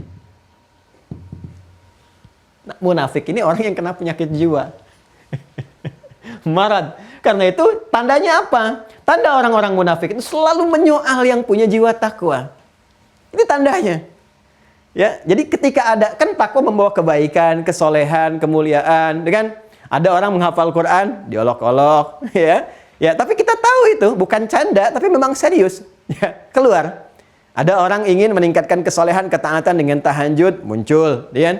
Ada orang ingin berjilbab dengan baik, ada orang ingin berhijrah dan sebagainya dengan kesungguh-sungguh muncul ini. Tuh. Nah, itu namanya nifak tuh. Penyakitnya itu. Ya kan? Nama umum penyakitnya marad, jenisnya disebut nifak, orang yang disebut munafik, jamaknya disebut munafikin. Atau munafiqun. Paham nggak? Ya, ini teman-teman sekalian nih. Nah, di antara tanda-tanda nifak itu, kan kita harus tahu nih, tandanya apa ya ketika muncul itu? Kan tanda umumnya disebutkan. Tanda umumnya disebutkan di Quran surah ke-4 itu, An-Nisa, ayat 140 itu. Ya, dia kalau mendengar ayat-ayat Allah, dia langsung ingkari. Udah tahu ada ayat begini, sampai bikin ini, bikin itu, sayembara ini, sayembara itu, contoh misalnya kan, contohnya. Atau langsung mengolok-ngolok, atau bikin meme kalau dunia digital saat ini, atau bikin parodi yang hanya sekedar mengolok-ngolok. Nah itu, ini kena kontaminasi di jiwanya. Nah, itu penyakit jiwa yang sesungguhnya, yang harus kita bantu untuk keluar dari itu. Ya, kita masih punya rasa sayang, kita doakan, kita tunjukkan, kita bantu. Ya, bukan olok-olok dibalas dengan olok-olok lagi, tidak produktif. Yang sudah tercela tuh nggak usah dicela lagi. Buang-buang waktu mencela yang sudah tercela, memang sudah tercela. Ya, maka kita perbaiki. Cara memperbaikinya bagaimana? Kita doakan dulu, tunjukkan jalan yang benar. Ya, setelah itu ya tinggalkan. Allah aja nggak peduli, kenapa kita harus peduli? ya sudah. Ya jadi ya sudah gitu kan. Ya, hati-hati loh kalau sampai Allah tidak peduli, bahaya itu. Karena sifat Allah itu sangat peduli dengan hamba. Ya kalau sampai ke level istidraj itu kan dibiarkan dalam kesesatan karena dia maunya sesat terus gitu. Ya hati-hati itu, hati-hati. Ya, itu babnya tinggi sekali, babnya tinggi. Nanti ngajinya terpisah saja di bab itu. Ya, nah, kita masuk ke sini dulu teman-teman sekalian. Ya, sekarang kan kita harus melihat ya ayat Allah diingkari atau diolok-olok dan sebagainya. Kata Allah ya udah tinggalin aja. Fala taq'udu ma'hum, jangan sertai mau mereka. Hatta yakhudu fi haditsin ghairi, sampai mereka sadar bahwa itu keliru. Nah, kalimat ini indah sekali. Sampai mereka sadar bahwa itu keliru dan kembali kepada nih sifat awal, itu adalah kesan bagi kita.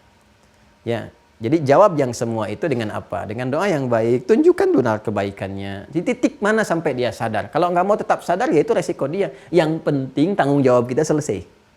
Jelas ya? Nah, ini gambarannya teman-teman sekalian.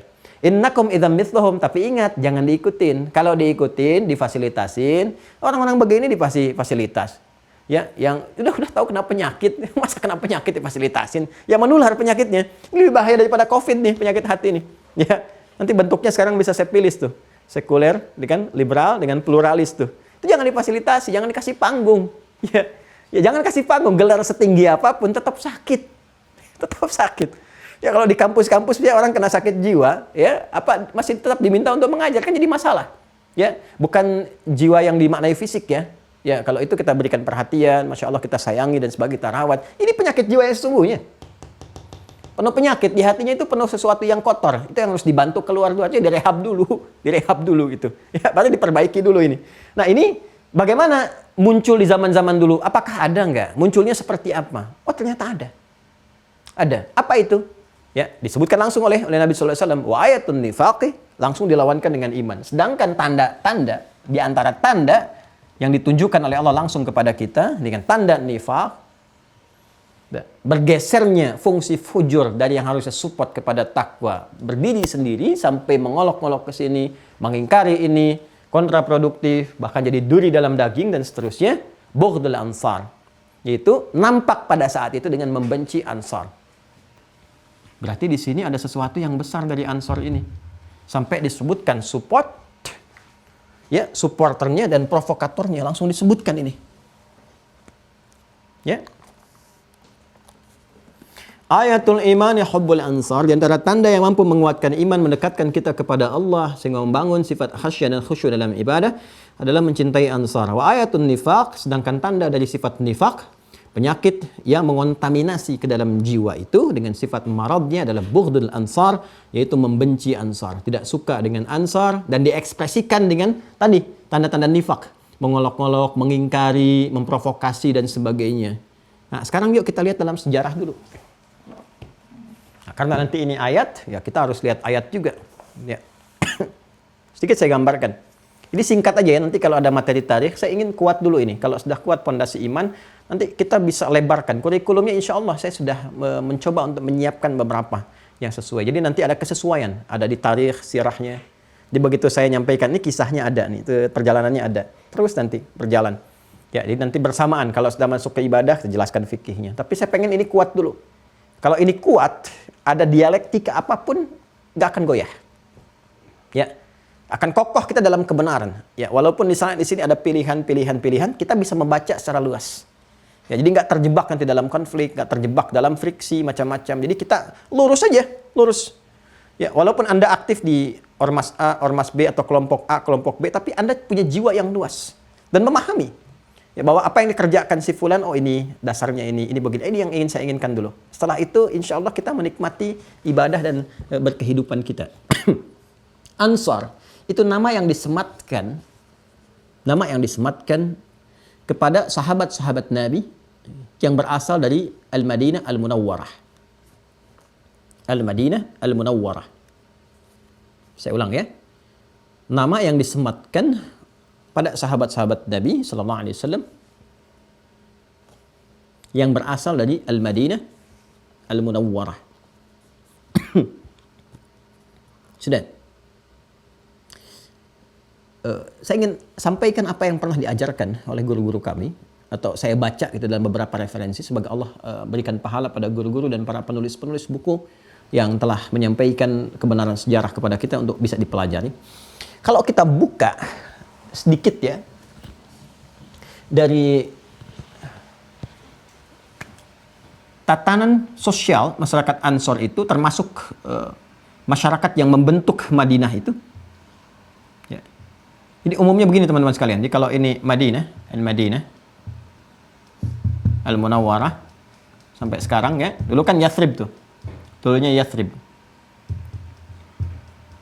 Jadi nama daerah atau tempat itu diberi nama biasanya dulu dengan nama orang yang pertama kali berada di situ, mendudukinya atau menempatinya. Biasanya diberi nama dengan itu. Ya. Nah, Yathrib itu kan turunan dari anak Nabi Nuh alaihissalam ke atas ya. Jadi setelah banjir reda, ya kan? Kemudian sudah selesai, kapal juga sudah merapat, ya kan? Turun, semua kan menyebar itu. Nah, ada yang menyebar keturunan-keturunan itu sampai di antara keturunan Nabi Nuh itu ada yang menempat satu tempat diberi nama dengan namanya itu Yathrib. Nah, kelak nanti berubah jadi Al-Madinah Al-Munawwarah seperti pernah saya jelaskan dulu ketika Nabi hijrah, merubah suasana daerah itu yang tadinya resesi, ya kan? Penuh dengan macam-macam konflik dan sebagainya. Jadi datang Nabi membawa kebaikan. Itulah orang Islam. Jadi kalau orang baik itu membawa nilai keislaman dimanapun dia memberikan pengaruh baik, menghidupkan daerahnya. Makanya saya katakan orang-orang yang ikut Nabi dengan benar itu pasti jadi orang baik. Kalau dia punya ilmu, alim yang saleh yang baik, datang kemanapun dia akan merubah lingkungan. Lingkungan jadi lebih baik, berkembang, lebih bagus, lebih macam-macam, penduduknya lebih terarah pada kebaikan. Itulah, ada suasana kota yang memancar kebaikan-kebaikannya. Nah, secara umum, ini kalau kita lihat dari perjalanan masyarakat yang membentuk Yathrib Al-Madinah itu ada dua suku besar. Ya, dua suku besar, yaitu Al-Khazraj dan suku Aus. Al-Aus. Ya. Sehingga dikenal dengan Aus dan Khazraj. Ya, selain nanti ada juga di antaranya ada Yahudi dan seterusnya beberapa yang lain ya, yang ada di Yathrib. Saya ingin ambil dua suku besar ini dulu, teman-teman sekalian. Karena ini nanti embrio Ansar ini dari sini. Ya, embrio Ansar ini dari sini pada mulanya. Aus dan Khazraj, keduanya sebetulnya berasal dari Yaman. Suku Azad. Al-Azad.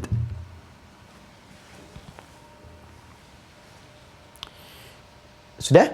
Berasal dari daerah Yaman. Keduanya ini saudara sebetulnya. Anak dari seorang bernama Haris. Ya, Harisah. Haris atau Harith, kita sebut Haris saja dulu. Ya, Khazraj bin Haris, Aus bin Haris, terus sampai ke Azad.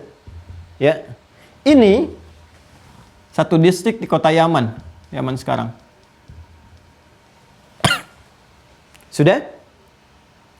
Satu kali terjadi teman-teman sekalian bencana besar, yang bendungan yang jebol itu dikenal dengan Sailul Aram. Ini sangat viral kisahnya. Sailul Aram.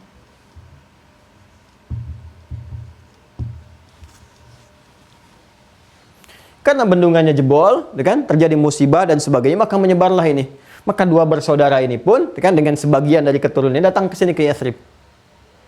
Yang membentuk kemudian koloni, ya, dari suku terus sampai ke bawahnya sampai sukses, kuat dan seterusnya, punya kekuatan dan seterusnya. Ini sampai melahirkan ya generasi-generasi sendiri. Cuma nanti ada konflik. Konflik ini pun provokasi dari sini, dari etnis yang satu lagi itu ada Yahudi di sini. Nanti kalau Anda baca sejarah Anda akan temukan secara detail. Ini saya highlightnya aja.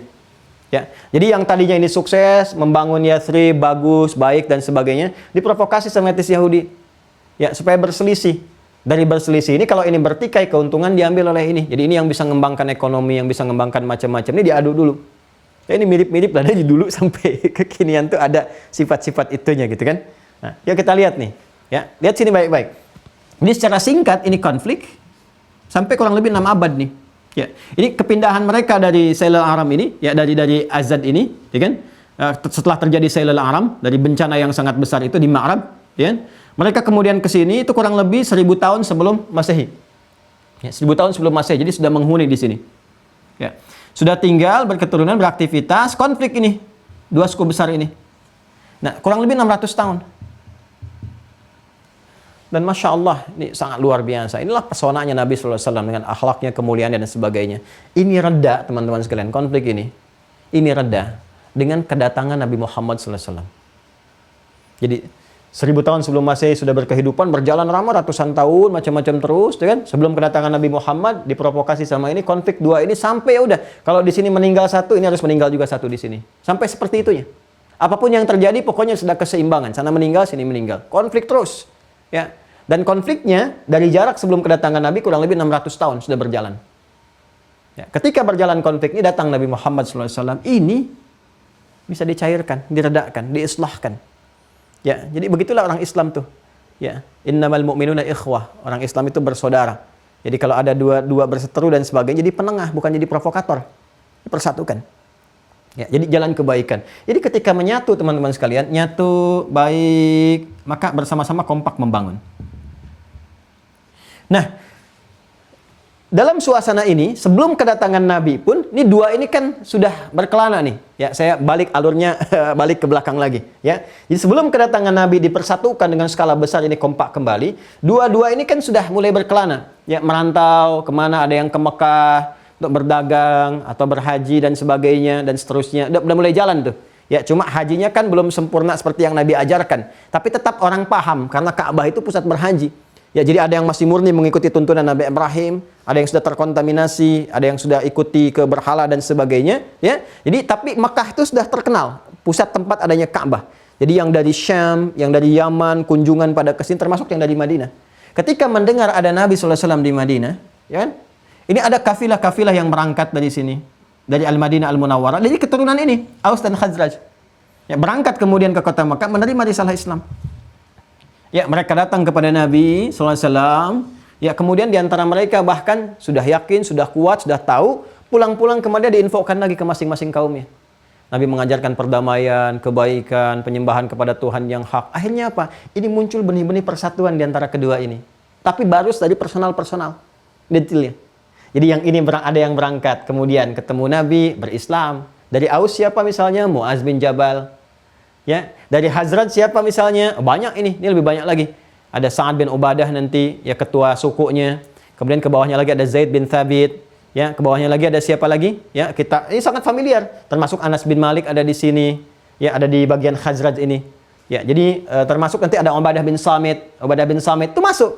Nah, yang paling menarik nanti, setelah mereka berbaiat, pulang, gelombang pertama, mulai menyampaikan risalah, mulai ada benih-benih persatuan skala kecil dulu nih. Di sini skala kecil yang berangkat, ya dapat, sini skala kecil berangkat dapat, dipersatukan oleh Nabi. Dengan baiat kepada Rasulullah, dipersatukan juga menjadi saudara. Jadi ini benih-benih persaudaraan sudah mulai muncul, yang tadinya ini bertikai 600 tahun. Skala kecil. Rombongan baiat yang kedua, ada 75 orang kata Ibnu Ishaq. 73 laki-laki, 2 perempuan. Ya, di antara rombongan ini ada Ubadah bin Samit nanti, makanya Ubadah bin Samit itu termasuk yang paling populer di antara periwayat-periwayat hadis tauhid. Nanti kita akan lihat. Ya, karena fase pertama. Agak cepat saya terangkannya. Ya. 75 ini berangkat rombongan langsung berbaiat pada Rasulullah. Ini masih di Mekah sebelum Nabi hijrah. 73 di antara mereka laki-laki, 2-nya perempuan. Setelah Nabi terangkan, ya beliau Nabi, Rasul, kemudian kalian mau berbaiat, maka lakukan ini. Nanti kita akan masuk kepada itu detailnya. Ya, jangan berzina, jangan membunuh, lakukan ini, setia kepada Nabi, ikuti pedomannya, membela dan sebagainya, ya kan? Maka siapa yang mengikuti nanti Allah akan memberikan rahmat kepadanya, menjanjikan kemuliaan-kemuliaan, kebaikan-kebaikan kepada mereka, gitu kan? Siapa yang mengerjakan satu di antara itu, maka kalau dia benar-benar setia baiatnya, hukumannya di dunia saja, di akhiratnya tidak akan diberikan. Maka dia bertobat di dunia, selesai. Tapi kalau Allah tutupi aibnya itu, maka terserah Allah nanti bagaimana, bisa memaafkan atau bahkan menghukum dia, tergantung kepada keadaan niatnya. Setelah itu apa yang terjadi? Nabi meminta yang terbaik di antara mereka, coba dihadirkan kepada Rasulullah. Dari 75 ini, siapa yang terbaik di antara kalian 75 ini? Yang bisa membawa risalah ini untuk diteruskan kembali, dijaga, kan? sekaligus menjaga Nabi SAW supaya risalahnya tetap berjalan dalam kebaikan. Maka dikirimkanlah oleh 75 ini setelah musyawarah, 75 ini menghadirkan 12 orang yang siap setia menjaga Nabi, mengawal Nabi, kemudian meneruskan risalah, mendakwahkan dan sebagainya, mengawal juga yang lainnya. Itu ada 12 orang. Catat 12 ini ya. Saya lingkari dulu 12 orang. Dari janji setia ya untuk meneruskan risalah ini, mengawal risalah, membantu Nabi, ya kan? Kalau bahasa kitanya menolong gitu kan? Menolong, meneruskan risalah dan sebagainya. Menolong pada sesuatu, membantu, menguatkannya, meneruskan kebaikannya. Itu singkatnya disebut dengan ansor namanya. Ansor.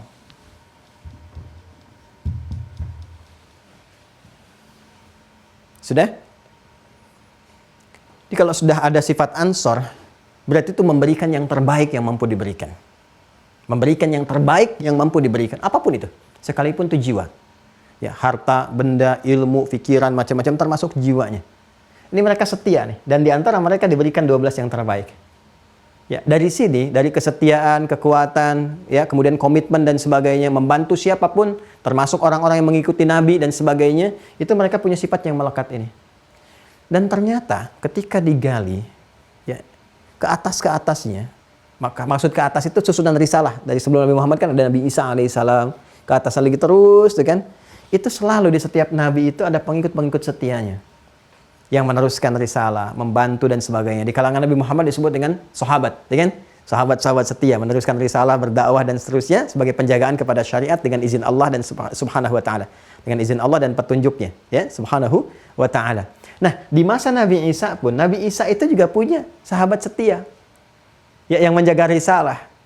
Ya, mereka itu ada yang menyebutkan profesi mereka, ada yang mengatakan pemburu, ada yang mengatakan juga tukang celup kain, ya, rata-rata mereka itu macam-macam. Ada yang mengatakan orang-orang yang berkehidupan yang senang mengenakan kain putih dalam hidup mereka. Ya, mereka dikenal dengan Hawariyun. Al-Hawariyun. Ya, Hawariyun. Berapa jumlahnya? Kan ke 12 orang. Kalimat apa yang Nabi Isa lekatkan kepada mereka ketika dibaiat itu? Nggak jauh dengan apa yang diungkapkan Nabi Muhammad. Ini yang mau saya katakan, Nabi Muhammad itu mengonfirmasi syariatnya Nabi Isa. Dan apa yang terjadi di zaman Nabi Isa mengonfirmasi kebenaran syariat Nabi Muhammad. Jadi membawa satu akidah yang sama. Ya, membawa satu akidah yang sama. Walaupun nanti petunjuk yang diberikan secara amalia sesuai dengan keadaan umatnya pada masa itu, tapi akidahnya sama, mengonfirmasi satu dengan yang lain. Ya. Nggak ada setiap Nabi mengonfirmasi risalah Nabi Muhammad, ya, dan Nabi Muhammad pun mengonfirmasi risalah mereka. Ini menunjukkan kesesuaian yang sama. Buka Quran surah ketiga Ali Imran ayat 52. Quran surah ketiga Ali Imran ayat 52. Sudah? Di mushaf standar paling kiri agak ke bawah sedikit. Falamma ahassa Isa minhumul kufra qala man ansari ila Allah. Ansar. Ada ayatnya? Falamma ahassa Isa minhumul kufra qala man ansari ila Allah. Qala al-hawariyun nahnu ansarullah. Ansar. Tuh. Ada enggak? Ya kan? Maka ketika Isa mengetahui dan merasakan ya ada pengkhianatan, ada kekufuran di antara kaumnya dan sebagainya, ya kan? Maka Isa mulai membaiat di antara pengikut setianya. Siapa yang mau menjadi ansar? Ya, penolong saya, penguat saya, penyebar risalah, ya kan? Ya, penolong agama ini yang meneruskan sampai nanti munculnya Nabi terakhir penyempurna Muhammad sallallahu alaihi wasallam. Itu dikabarkan. Makanya dikonfirmasi di Quran surah As-Saff surah ke-61 ayat ke-6 disampaikan pada umatnya itu. Apalagi golongan Ansar, Hawariyunnya Nabi Isa. Disampaikan kepada mereka, wa mubasysyiran birasuli ya'ti min ba'di ismuhu Ahmad. Jaga ya keterangan saya ini. Ya, sampaikan kepada orang-orang di generasi engkau, terus sebarkan ini. Ya, sampai nanti engkau temukan nabi penutup. Kalau engkau sampai ke nabi penutup itu, iman kepada dia. Dia akan menyempurnakan, istimewa ini, sifatnya Ahmad, melebihi nabi-nabi yang lainnya. Puncak ibadahnya kepada Allah. Disebutkan tandanya. Tanda kenabiannya, khatam nubuahnya, ini stempel kenabiannya, tandanya begini. Makanya ketika dia terwariskan dari Hawariyun sampai ke masa Bukhairah, sampai ke masa Warakah bin Naufal, itu kan masih turunan itu. Makanya ketika melihat tanda-tanda kenabian pada Nabi Muhammad, langsung mereka mengatakan, aman, kami beriman. Kan udah ada info sebelumnya. Nabi ini akan diusir kaumnya, akan mengalami begini situasi yang serupa dengan Nabi sebelumnya. Kan Nabi-Nabi sebelumnya itu terusir. Nabi Musa terusir gitu kan. Nabi Isa terusir. Ada fitrah-fitrah yang melekat kepada diri mereka. Usaha-usaha untuk itu. Ya. Apa yang terjadi? Ya, Nabi Isa kan dikejar-kejar. Ya, sampai terusir, sampai diwafatkan oleh Allah kembali. Diangkat. Gitu kan. Nah, yang paling menarik adalah, ini ada sesuatu yang serupa gitu. Ansar. Ya, ingin memberikan kesan kepada kita satu konfirmasi ajaran, keserupaan akidah yang sama ke atas, saling mengonfirmasi keduanya. Jadi Nabi Isa mengonfirmasi dirinya sebagai Nabi, Rasul yang membawa risalah untuk diteruskan sampai berjumpa Nabi penutup nanti untuk menyempurnakan keseluruhannya. Ya, dialah Ahmad, dialah Muhammad sallallahu alaihi wasallam. Ini akidah yang sangat penting untuk kita pahami. Tapi apa kaitan dengan Ansar ini? Ternyata Ansar itu punya sifat. Ini yang menjadikan hubbul Ansar ini minal iman. Apa sifatnya itu? Sifatnya selalu berusaha menguatkan dinullah. Menguatkan. Ciri-cirinya nih. Jadi kalau ayat datang, dikuatkan. Kuatkan lewat apa? Amalan. Ya, dikuatkan lewat amalan. Dibela kebenarannya dan sebagainya. Jadi, menguatkan din. Menolong. Jadi, bahasa Arab itu tinggi ya. Kadang-kadang saking tingginya, kalau ada orang yang belum sampai ilmunya, suka salah memahami. Dan kadang-kadang sudah salah, sudah bodoh, nekat. Ini yang agak repot itu gitu. Ya. Apa yang dimaksud dengan nekat? Dia terlalu menyampaikan sesuatu dengan keliru tanpa ilmu. Dia nggak tahu, jadi dia baca terjemahan sampaikan. Misal gini, qala man ansari ilallah, qala al-hawariyuna nahnu ansarullah. Kami penolong agama Allah. Lalu muncul kata-kata, agama Allah nggak usah ditolong. Masa Allah butuh pertolongan? Nah itu nggak paham itu. Ya nggak paham. Karena uslub bahasa Arab, gaya bahasanya itu terlampau tinggi. Sehingga kalau ingin paham itu harus belajar sampai kedalamannya. Ya. Jadi yang dimaksud menolong agama Allah itu, ya kan? Bukan memenuhi kebutuhan Allah. Karena Allah nggak butuh dengan kita, bukan. Tapi menunjukkan kesungguhan kita untuk menyembah Allah. Ya, pengabdian kita kepada Allah, kesungguhan kita beribadah, ditunjukkan dengan cara apa? Mengamalkan ajarannya, mempertahankannya. Kalau nggak menunjukkan pembelaan, berarti ada apa? Ada masalah di imannya, nggak yakin dengan kebenarannya. Kalau yakin itu benar, pasti dia akan bela. Ya, Anda yakin Islam benar nggak? Yakin. Terus Islamnya kalau disoal, dilecehkan, karena Anda yakin itu benar, pasti Anda bela kan? Kalau nggak yakin, Anda biarkan saja. Kan itu yang dimaksud menolong. Menolong siapa? Menolong keyakinan Anda sendiri. Jadi feedbacknya ke kita sendiri. Untuk menunjukkan bahwa apa yang kita yakin ini benar. Apa yang kita lakukan adalah pengabdian kepada Allah. Yang dengan itu berharap dapat rahmatnya Allah. Ya. Tapi diungkapkan dengan bahasa yang indah. Bahasa kiasan tuh, majaznya tinggi sekali. Ya, seakan-akan menolong agama Allah gitu kan. Tapi di situ sebenarnya ada puncak penghambaan. Jadi kalau bahasa tinggi itu kan kita butuh keilmuan untuk menangkapnya. Ya, kenapa sih harus tinggi-tinggi? Supaya pintar. Makanya di surat Yusuf disebutkan la'allakum ta'qilun. Ya. Kami turunkan Quran dengan bahasa Arab supaya engkau pintar. Sebab kalau nggak dikasih yang uslub tinggi begitu, otaknya nanti nggak pernah dipakai gitu. Jadi supaya bisa menganalisis, supaya belajar tinggi, paham. Makanya ada ulama. Kalau ada ulama, dengarkan. Nah ini ulama bukan paham tidak, bahasa Arab nggak ngerti, kan? Terus mau nyampaikan sesuatu ya silahkan saja kan menyampaikan itu apa yang terkandung itu yang dikeluarkan. Tapi kalau ada yang ngikutin, itu jadi persoalan tuh. Jelas ya? Jadi yang dimaksud menolong agama Allah itu bukan dipahami Allah butuh pertolongan. Tidak, kita yang butuh. Karena dengan kita mempraktekkan itu semua, rahmat Allah diturunkan kepada kita. Menolong agama Allah yang dimaksudkan membuktikan pembuktian keimanan kita kepada Allah, pembuktian pengamalan kita kepada agama, sekaligus pembuktian kita akan kebenaran agama yang kita anut itu. Ya. Sekarang saya tanya pada Anda punya anak. Dan itu Anda yakin anak Anda, benar anak Anda. Anak Anda kemudian disakiti oleh orang lain, Anda tolong tidak? Tolong, kan? Anda bantu tidak? Bantu. Kenapa? Karena Anda yakin kebenaran ini anak Anda. Ada kasih, ada kebaikan dan sebagainya. Ya, karena nilai cinta dan kebenaran itu yang menjadikan Anda membela. Jelas ya? Nah, kita mencintai agama kita, meyakini kebenarannya, maka ketika disoal kita bela. Al-Quran disoal kita bela. Diri kita disoal kita bela. Masa iman kita disoal kita diam saja? Dan, nah, itu poinnya. Nah, jadi ciri Ansar yang pertama adalah, cirinya ada nilai-nilai dalam dirinya untuk selalu menguatkan dinullah, menguatkan agama Allah Subhanahu wa taala. Itu satu. Yang kedua, ciri Ansar itu adalah ciri pada ketaatan. Selalu konsisten dengan kebaikan. Karena nanti dari baiat Nabi kepada Ansar, termasuk Nabi Isa juga meminta kepada kaumnya Hawariyun itu, Di antaranya apa? Untuk meninggalkan maksiat. Ada di antara kata-kata Nabi Isa yang viral. Jadi kalau Anda buka misalnya ajaran Nabi Isa, baik Injil ataupun di catatan-catatan Bible itu ada sebetulnya. Kayak misalnya larangan berzina itu ada. Ya, di Nasrani itu syariat berjilbab itu ada loh. Khitan itu ada. Khitan itu ada, jilbab itu ada. Jangan berzina itu ada. Ya, jangan minum khamar itu ada.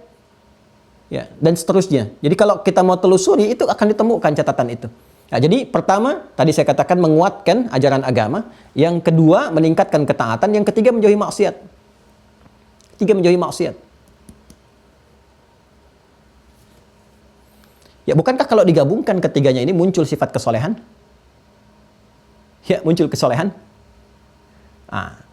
Dan ada tambahan lagi plus. Yang keempat. Ya, mencintai sesama yang beriman. Mencintai sesama yang beriman. Nah, empat ini kalau digabungkan jadi karakter dalam diri itu luar biasa, Pak. Ibu, teman-teman sekalian. Sudah menguatkan agama, mengerjakan ketaatan paripurna, menjauhi maksiat, dan mencintai sesama yang beriman. Sehingga apa yang terjadi? Siapapun orang beriman yang datang kepada mereka, itu ketika dilakukan baiat terhadap orang-orang ini oleh Nabi SAW, kan? Dengan sifat ansor mereka, maka mereka keluarkan, tunjukkan semua pembuktian itu, yang bahkan diabadikan dalam Al-Quran. Buka Quran surah 59 ayat ke-9. 9 sampai 10. Nah, ini saya mau kembali lagi ke tadi tentang Aus dan Khazraj. Tadi kan dari Aus datang kan? Dari Khazraj datang kan? Ini embrio orang-orang Ansar di Madinah ini. Ya, datang dalam baiat-baiat, terutama yang kedua itu kepada Nabi sallallahu alaihi wasallam. Di waktu malam mereka berbaiat kepada Rasulullah sallallahu alaihi wasallam, kemudian mengeluarkan 12 yang terbaik, termasuk di dalamnya Ubadah bin As-Samit, kan? Kemudian kembali ke Yathrib, ya, yang kelak jadi Al-Madinah Al-Munawwarah, itu mulai mendakwahkan di kalangan mereka. Sudah bersaudara tuh, jadi Nabi menanamkan benih-benih persaudaraan. Jadi berislam itu mempersaudarakan, bukan memisahkan. Berislam itu menyatukan, bukan memecahkan. Jadi kalau Anda hijrah, belajar keislaman, itu harusnya menyambung tali silaturahim, bukan memecah. Apalagi sama orang beriman. Ya, sama orang-orang Islam harusnya saling menyambungkan, ada talinya untuk dipersatukan. Jadi begitu mereka kembali, itu benihnya sudah mulai tertanam sampai ada kerinduan kepada Rasulullah untuk menerima datang. Ya, puncaknya ketika Nabi sallallahu alaihi wasallam itu datang, ya, ke sana, ya, ke Al-Madinah Al-Munawwarah, ke Yathrib, bahkan mengirimkan rombongan pertama dulu skala besar, ya. Mereka pindah untuk mencari ridha Allah. Saya pernah terangkan di pertemuan sebelumnya, makanya ini akan saling tersambung, ya, terkorelasikan. Di pertemuan sebelumnya kita sudah bahas orang-orang yang berpindah pada situasi yang menjadikan dia lebih mudah untuk beribadah, lebih mendapatkan akses yang gampang untuk bisa mengoptimalkan nilai keislaman, mudah beribadah, bermuamalah yang baik, tak terganggu dan sebagainya. Itu disebut hijrah namanya. Ya, berpindah pada satu kondisi situasi yang mendekatkan dia dengan Allah. Itu hijrah namanya. Sudah pernah kita bahas. Ya, kata kerjanya kan hajara yang diambilnya. Hajara. Ya kan? Jelas ya? Hajara yuhajiru. Orangnya muhajir. Jamaknya muhajirun atau muhajirin. Maka kita kenal di sini kaum muhajirin. Orang-orang yang berhijrah. Maka Nabi minta kepada sahabat yang sudah mulai tertekan saat di Mekah itu. Sudah nggak bisa tertanggulangi. Ya, ini nggak bisa tertangani nih. Ya, apa kondisinya? Udah berhijrah. Kemana? Ke Yathrib. Karena sudah ada embrio di sana yang sudah berbaiat. Ya. Sudah ada komunitas yang baik, yang siap, sudah menyiapkan pondasi. Udah hijrah ke sana, nggak perlu ke Habsyah lagi. Ya, Habsyah terlalu jauh gitu kan. Ya sudah, ke sana aja. Berangkat nih golongan ke sana. Maka yang berangkat disebut muhajirin. Dan puncaknya Nabi, kedatangan Nabi. Begitu Nabi datang karena sudah populer, sudah viral di sana. Orang sudah pada nunggu semua dan sebagainya. Masya Allah, begitu datang, itu kedatangannya langsung mempersatukan tadi. Yang skala kecil tadi ketika melihat kaumnya, ya Ansor, muhajirin, ya melihat keduanya itu berpadu. Aus dan Khazraj itu kan besar. Ya, klan besar yang ada di situ. Lihat. Sa'ad bin Ubadah dan Sa'ad bin Mu'adz. Jadi yang di Khazraj Sa'ad bin Ubadah, di Aus Sa'ad bin Mu'adz. Itu melihat, wah kok ini di bawahnya malah bersatu. Kita ribut, di bawah udah nyatu semua. Masa masih ribut juga begitu? Maka kedatangan Nabi pertama kali mempersaudarakan keseluruhannya. Persaudarakan Ansar dengan Muhajirin, Ansar dengan Muhajirin. Ya kan? Termasuk yang besar-besar. Akhirnya konflik yang telah ada 600 tahun cair semua. Dengan kedatangan Rasulullah SAW. Yang mau saya katakan, kedatangan itu bukan kedatangan biasa, tapi ada sifat-sifat nusrah yang melekat pada Ansar. Begitu datang orang muhajirin, jangan dikira semuanya dalam keadaan nyaman. 400 kilo kurang lebih dari Mekah ke Al-Madinah. Ya. bukan pakai mobil. Ya, nggak ada mobil online pada saat itu. Ojek online nggak ada. Pesawat nggak ada. Ya pilihannya apa? Jalan kaki. Jalan kaki. Yang kuat-kuat mungkin pakai jalan dengan kakinya, yang lemah-lemah ada unta mungkin terbatas dan sebagainya. Tapi mereka luar biasa jalan. Dan hartanya dirampas, ditinggalkan segala rupa. 400 kilo jalan tuh. Ya, sampai tiba di sana. Berarti kan suasananya itu suasana yang nggak biasa. Lapar pasti. Butuh minuman pasti. Ya, ada kisah-kisah heroik juga, ada kisah-kisah pilu juga, haru, tapi lebih haru lagi ketika berjumpa dengan Ansor. Saya berikan gambaran kepada Anda. Teman-teman sekalian, betapa tingginya nilai baiat yang disampaikan pada Rasulullah untuk memunculkan sifat Ansor ini. Sampai-sampai apa yang terjadi di antara mereka? Yang datang kepada mereka kelaparan, disambut oleh orang yang bawa makanan. Sekalipun yang bawa makanan itu butuh terhadap makanan itu. Itu berlomba ngasih makanan dengan sifat tadi itu. Ya, mohon maaf. Kalau Anda punya makanan, Anda sudah makan, bawa, itu biasa. Tapi ketika Anda butuh pada makanan itu pun masih bisa dibagi, itu luar biasa. Itu Ansar. Tadi sifat keempat, saling mencintai dengan orang beriman. Dan itu terbawa bukan saat suasana hijrah saja. Jadi saat ada tamu pun ya datang, dan biasanya datang cari solusinya ke masjid. Ya, Nabi itu kalau mengatakan siapa yang mau menjamu orang ini, itu berebut semua angkat tangan. Sifat Ansor itu yang merebut itu semua setara, niatnya ingin bantu, baik yang punya makanan ataupun tidak. Itu semua angkat tangan, saking ingin mempraktekkan sifat kebaikan ini. Ya, itu mereka bisa memberikan sesuatu yang bahkan mereka sendiri membutuhkannya. Jadi Allah sudah melapangkan keadaan hatinya. Mereka harapkan ridha Allah. Wah sudah, ini jawabannya tuh kalau udah begitu udah tingkat tinggi. Tapi itu ada tahapannya. Nggak bisa ujuk-ujuk Anda ridha Allah yang saya harapkan. Ya sholatnya aja masih jarang-jarang dan sebagainya, pengen berikan sepenuhnya, berharap tiba-tiba nggak datang, kecewa. Itu ada latihan dulu sampai menemukan halawatul iman. Kalau udah ada halawatul iman itu sudah, ya dia merasakan ma'iyatullah, pendampingan Allah, pemberian rahmat kepadanya, sehingga nanti puncak tertinggi saat Abu Bakar itu kan diminta oleh Nabi Sallallahu Alaihi Wasallam, sahabat-sahabat semua siapa yang mau berinfak, menyumbang semua, ya kan? Apa yang bisa dia berikan, ya sesuai dengan batas kemampuannya. Untuk ini nih ada proses begini, ada jihad, ada ini, ada itu. Nyumbang, Utsman nyumbang, Omar nyumbang setengah dari hartanya. Begitu melihat Utsman, Omar, yang lain nyumbang-nyumbang, Abu Bakar berikan semuanya. Ya kan? Bakar berikan semuanya. Tapi ingat, itu Abu Bakar, bukan Adi Hidayat. Abu Bakar, bukan fulan dan fulan dan fulan. Diberikan semuanya. Ketika ditanya, ya Abu Bakrin, apa yang kau tinggalkan untuk keluargamu? Kau kan masih ada keluarganya. Kau kan masih ada keluarga. Apa jawab Abu Bakar? Allah wa Rasulah. Aku tinggalkan untuk mereka Allah dan Rasulnya. Langsung digenggam tangannya. Masya Allah. Ya, erat. Abu Bakar adalah saudaraku. Abu Bakar adalah sahabatku. Cuma siapa yang menyakitinya maka dia telah menyakiti aku. Ini luar biasa pengakuannya. Itu lisan keluar Allah dan Rasulnya. Bukan sekedar infak berikan semua. Lepas ini lepas itu Allah dan Rasulnya. Nggak begitu. Itu ada ukuran dari awal yang udah merasakan kenikmatan iman. Ya begitu diberikan Allah kan ganti berkali lipat. Kaya lagi. Ya kan? Tapi udah nggak ada gambaran kekayaan dalam jiwanya. Ya kekayaan tertinggi itu Allah dan Rasulnya. Yang udah diharapkan tuh itu. Jadi orang beriman tuh mau dititipkan apa saja, semua bermanfaat. Level itu tuh yang harus dipelajari itu. Walaupun nggak sampai serupa ke situ, tapi minimal dapat percikan keimanannya lah. Nah, jadi ini yang diabadikan dalam Al-Quran di surah Al-Hasyr ayat 9 itu. Walladzina tabawwa'ud dara, ada? Ya, sampai ke kalimat ujungnya wa yu'thiruna ala anfusihim walau kana bihim khassasah. Ada ayatnya? Ya, sedangkan orang-orang yang menyambut di tempat itu, ya mereka saling mencintai, ya mereka mencintai orang-orang yang berhijrah ke negeri mereka dengan cinta yang sesungguhnya sampai mereka mampu berbagi bahkan pada apa yang mereka butuhkan. Wa yu'thiruna ala anfusihim walau kana bihim khassasah. Ya, wa may yuqa syuhha nafsi, siapa yang Allah telah lepaskan sekat dalam jiwanya. Aduh udah enak banget nih, udah sekatnya terlepas. Kasyaf terbuka itu. Ya, maka harta itu udah kecil sekali nilainya. Dunia itu kecil. Allah yang tertinggi, rahmat Allah yang sangat diharapkan. Jadi kalau dia pun ada harta tapi nggak ada berkah di situ, dia nggak mau.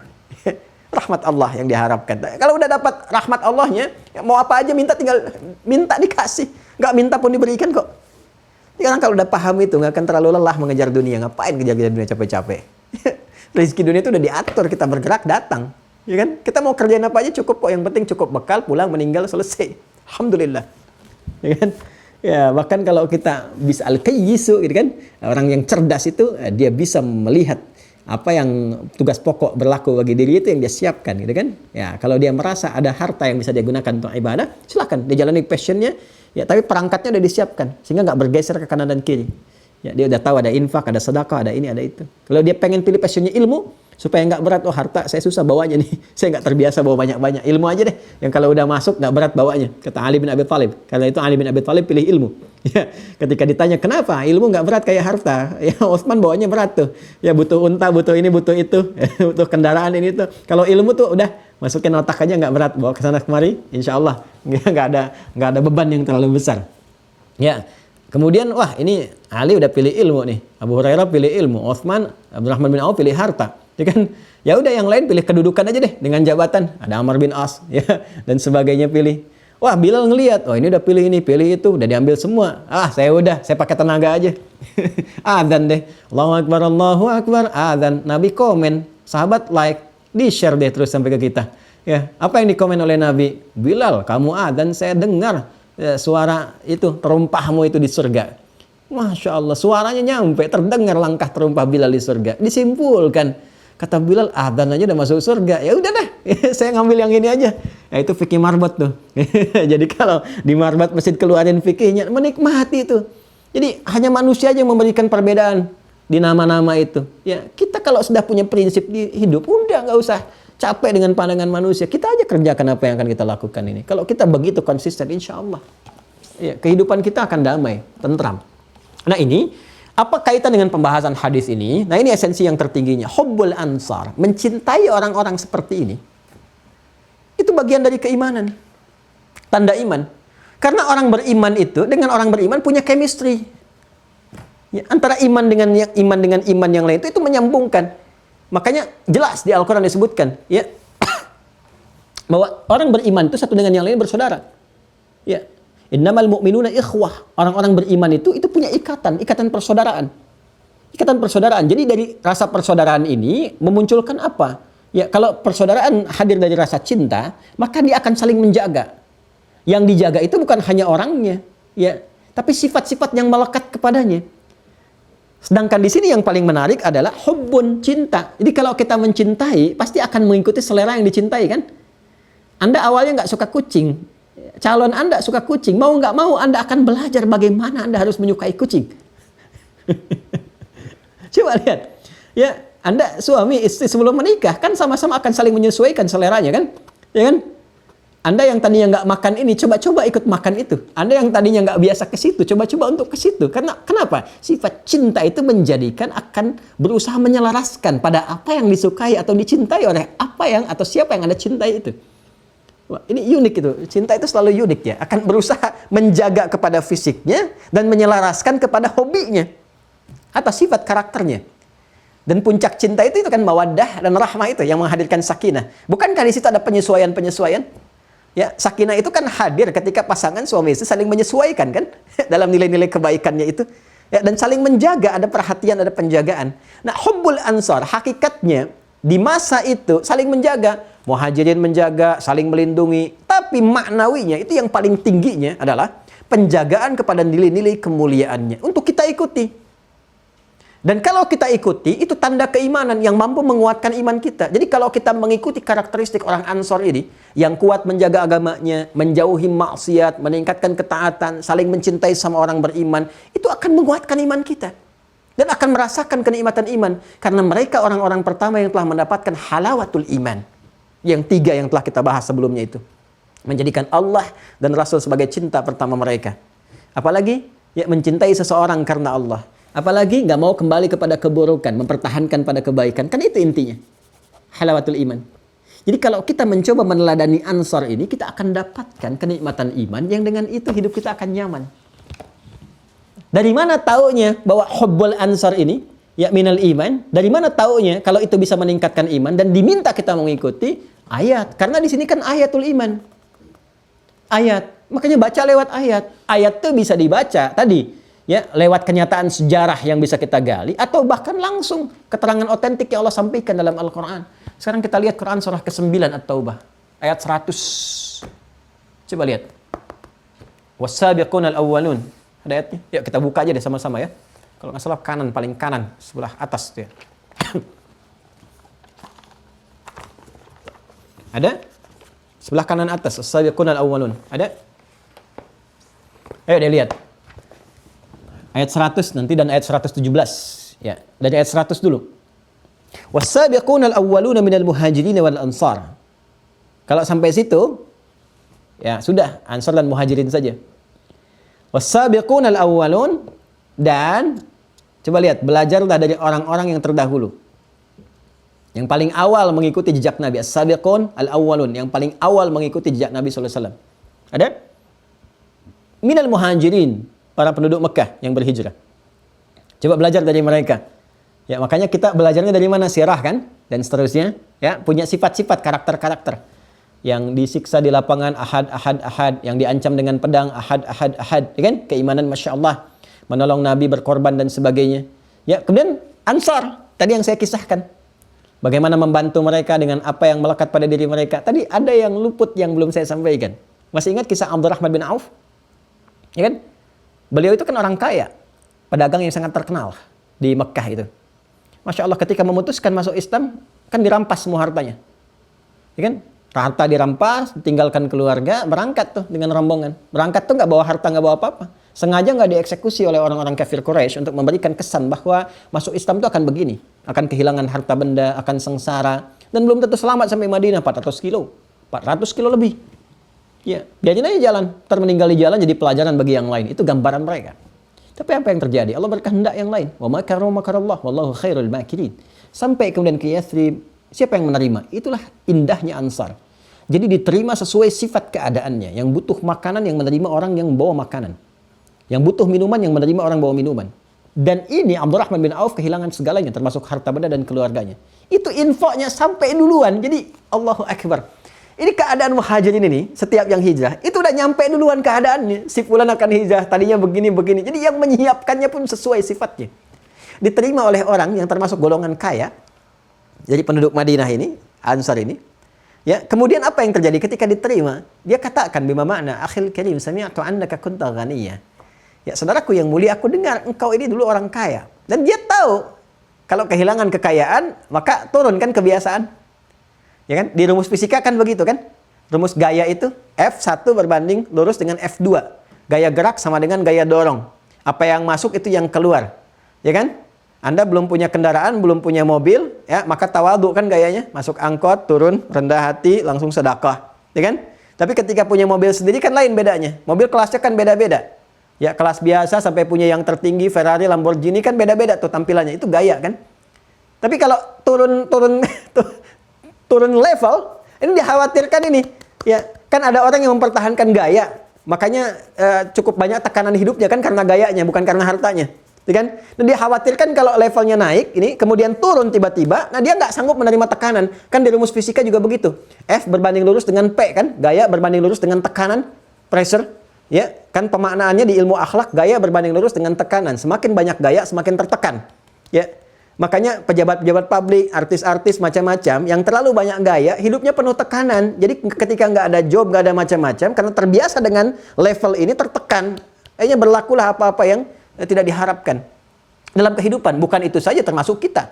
Ustadz-ustadz juga begitu. Awalnya banyak jamaah, ya, gayanya macam-macam dan sebagainya. Kalau nggak ikhlas, nggak tertata, tiba-tiba turun 1, 2, 3 dan sebagainya, jadi tekanan macam-macam.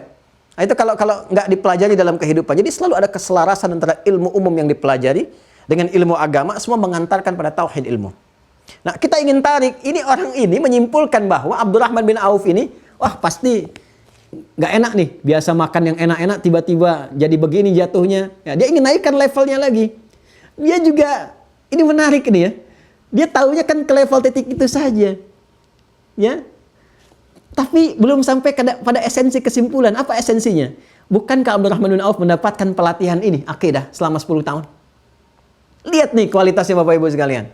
Apa yang ditawarkan? Akhil karim, sami'tu annaka kunta ghaniyya, aku dengar engkau pernah kaya. Kalau engkau ingin kaya lagi, khudh nisfa mali, ambil setengah harta saya, biar sama-sama kaya kita. Terus saya dengar Anda ditinggalkan oleh anak istri. Kalau Anda mau, pilih perempuan paling cantik yang ada di Madinah ini, di Yathrib ini. Aku fasilitasi untuk pernikahanmu. Wah, saya kebayang Pak. Bapak misalnya kan, wah kalau dari Surabaya misalnya, Tiba-tiba mau main ke Bekasi, habis ongkos dan sebagainya, ketemu orang paling kaya di Bekasi, dikatakan, saudaraku, aku dengar kamu kehilangan ini itu, ambil setengah kekayaan saya. Kalau mau nikah lagi sefasilitasi, katanya, pilih yang paling cantik di Bekasi. Kira-kira apa jawaban Anda? Diterima atau tidak ditolak? Lihat nih, lihat bagaimana seorang Abdurrahman bin Auf yang telah mendapatkan penataran dari Nabi itu, ikut madrasah Nabi di Darul Arqam itu selama 10 tahun. Allah wa Rasulah, hubbul iman. Ya, halawatul iman, cinta imannya, kenikmatan imannya menjadikan apa yang diajarkan Nabi dipraktekkan lebih dulu dan dianggap dunia itu kecil. Dijawab oleh Abdurrahman bin Auf, jazakallahu khair. Terima kasih, semoga Allah berikan pahala kepada Anda atas tawaran-tawaran kebaikan. Arini ainal aswaq. Cukup tunjukkan kepadaku di mana pusat bisnisnya. Karena beliau itu pedagang, pebisnis dan sudah belajar dari Nabi bagaimana hikmah-hikmah kehidupan, bagaimana tentang akidah, bagaimana prinsip-prinsip dalam sholat dipraktekkan. Begitu dipraktekkan, kurang lebih 2 tahun lah sudah settle hidupnya.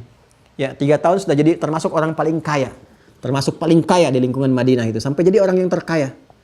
Jadi ternyata tauhid itu, belajar akidah ini bikin kaya kalau memang Anda pengen kaya. Dan kayanya level ketiga. Ya, level pertama kan kaya standar, kaya. Level kedua kan kaya banget. Level ketiga, kebangetan kayanya. Ya, jadi kalau orang itu belajar akidah dengan benar, itu akan kebangetan kayanya. Kalau pintar, kebangetan pintarnya. Ya, kalau punya kedudukan, kebangetan berkuasanya. Tapi karena dia basicnya akidah, jadi semua manfaat. Kebangetan hartanya, kayanya, hartanya itu yang kebangetan, itu kebangetan manfaatnya. Jadi semua itu manfaat. Tahukah Anda, Abdurrahman bin Auf ini, pekerjaannya apa dari harta kekayaannya itu? Sepertiga orang Madinah yang tak mampu bekerja disantuni. Sepertiga yang punya utang dibebaskan dari utangnya. Sepertiga yang lainnya disodakahi. Artinya apa? Semua penduduk Madinah dapat kebagian dari hartanya Abdurrahman bin Auf. Ini satu orang. Itu kaya yang sesungguhnya. Jadi harta itu kalau dititipkan pada orang beriman, yang simpul imannya itu kuat, maslahatnya banyak. Coba mana orang-orang paling kaya sekarang? Di masa-masa pandemi sekarang ini. Bisa nggak setidaknya nyumbangkan tuh? Ya, yang ratusan triliun, puluhan triliun, ya saya kira 1 triliun juga mungkin akan terjaga bagi dirinya sampai selesai. Bisa nggak menyumbangkan itu? Ya, untuk dirasakan manfaatnya. Ya, cari makan di Indonesia, yang kerja orang-orang Indonesia, ketika orang-orang yang bekerja untuk dia ini mengalami kesulitan, dan bangsanya itu sekarat dalam nafas yang terengah-engah, bisakah dia mengeluarkan apa yang telah bangsa berikan kepadanya? Ya, masyarakat supportkan untuk menjadikan dia orang yang disebutkan di Forbes dan macam-macam sebagai terkaya itu untuk berbagi. Bisa nggak? Kalau Anda nggak mendapatkan itu, maka dari sekarang titipkan ya tenaga, karya dan sebagainya, titipkan pada orang-orang beriman supaya bermanfaat. Atau Anda sendiri jadi beriman, hijrah sekarang. Ayo, dengan iman Anda tuh jadi pebisnis yang beriman, pejabat yang beriman, supaya bisa merasakan manfaatnya. Sehingga keislaman itu bisa dirasakan dalam kehidupan. Nah, ini teman-teman sekalian. Nah, bagaimana caranya? Ini, teruskan ayatnya. Walladzina taba'uhum bi ihsanin. Ini dalilnya. Dan orang-orang yang mengikuti mereka. Jadi hubbul ansar itu tanda-tanda keimanan, ayatul iman, hubbul ansar, tanda yang bisa menguatkan iman, cinta kepada ansar. Nah, cinta itu tadi kan saya katakan di awal, bukti cinta itu dengan mengikuti, menjaga, menghadirkan kesamaan rasa. Sekarang kata Nabi, kalau Anda ingin mendapatkan rasa kenikmatan iman, ya kan? Kenikmatan beribadah, kenikmatan menghindari maksiat, coba ikuti Ansar. Walladzina taba'uhum bi ihsanin.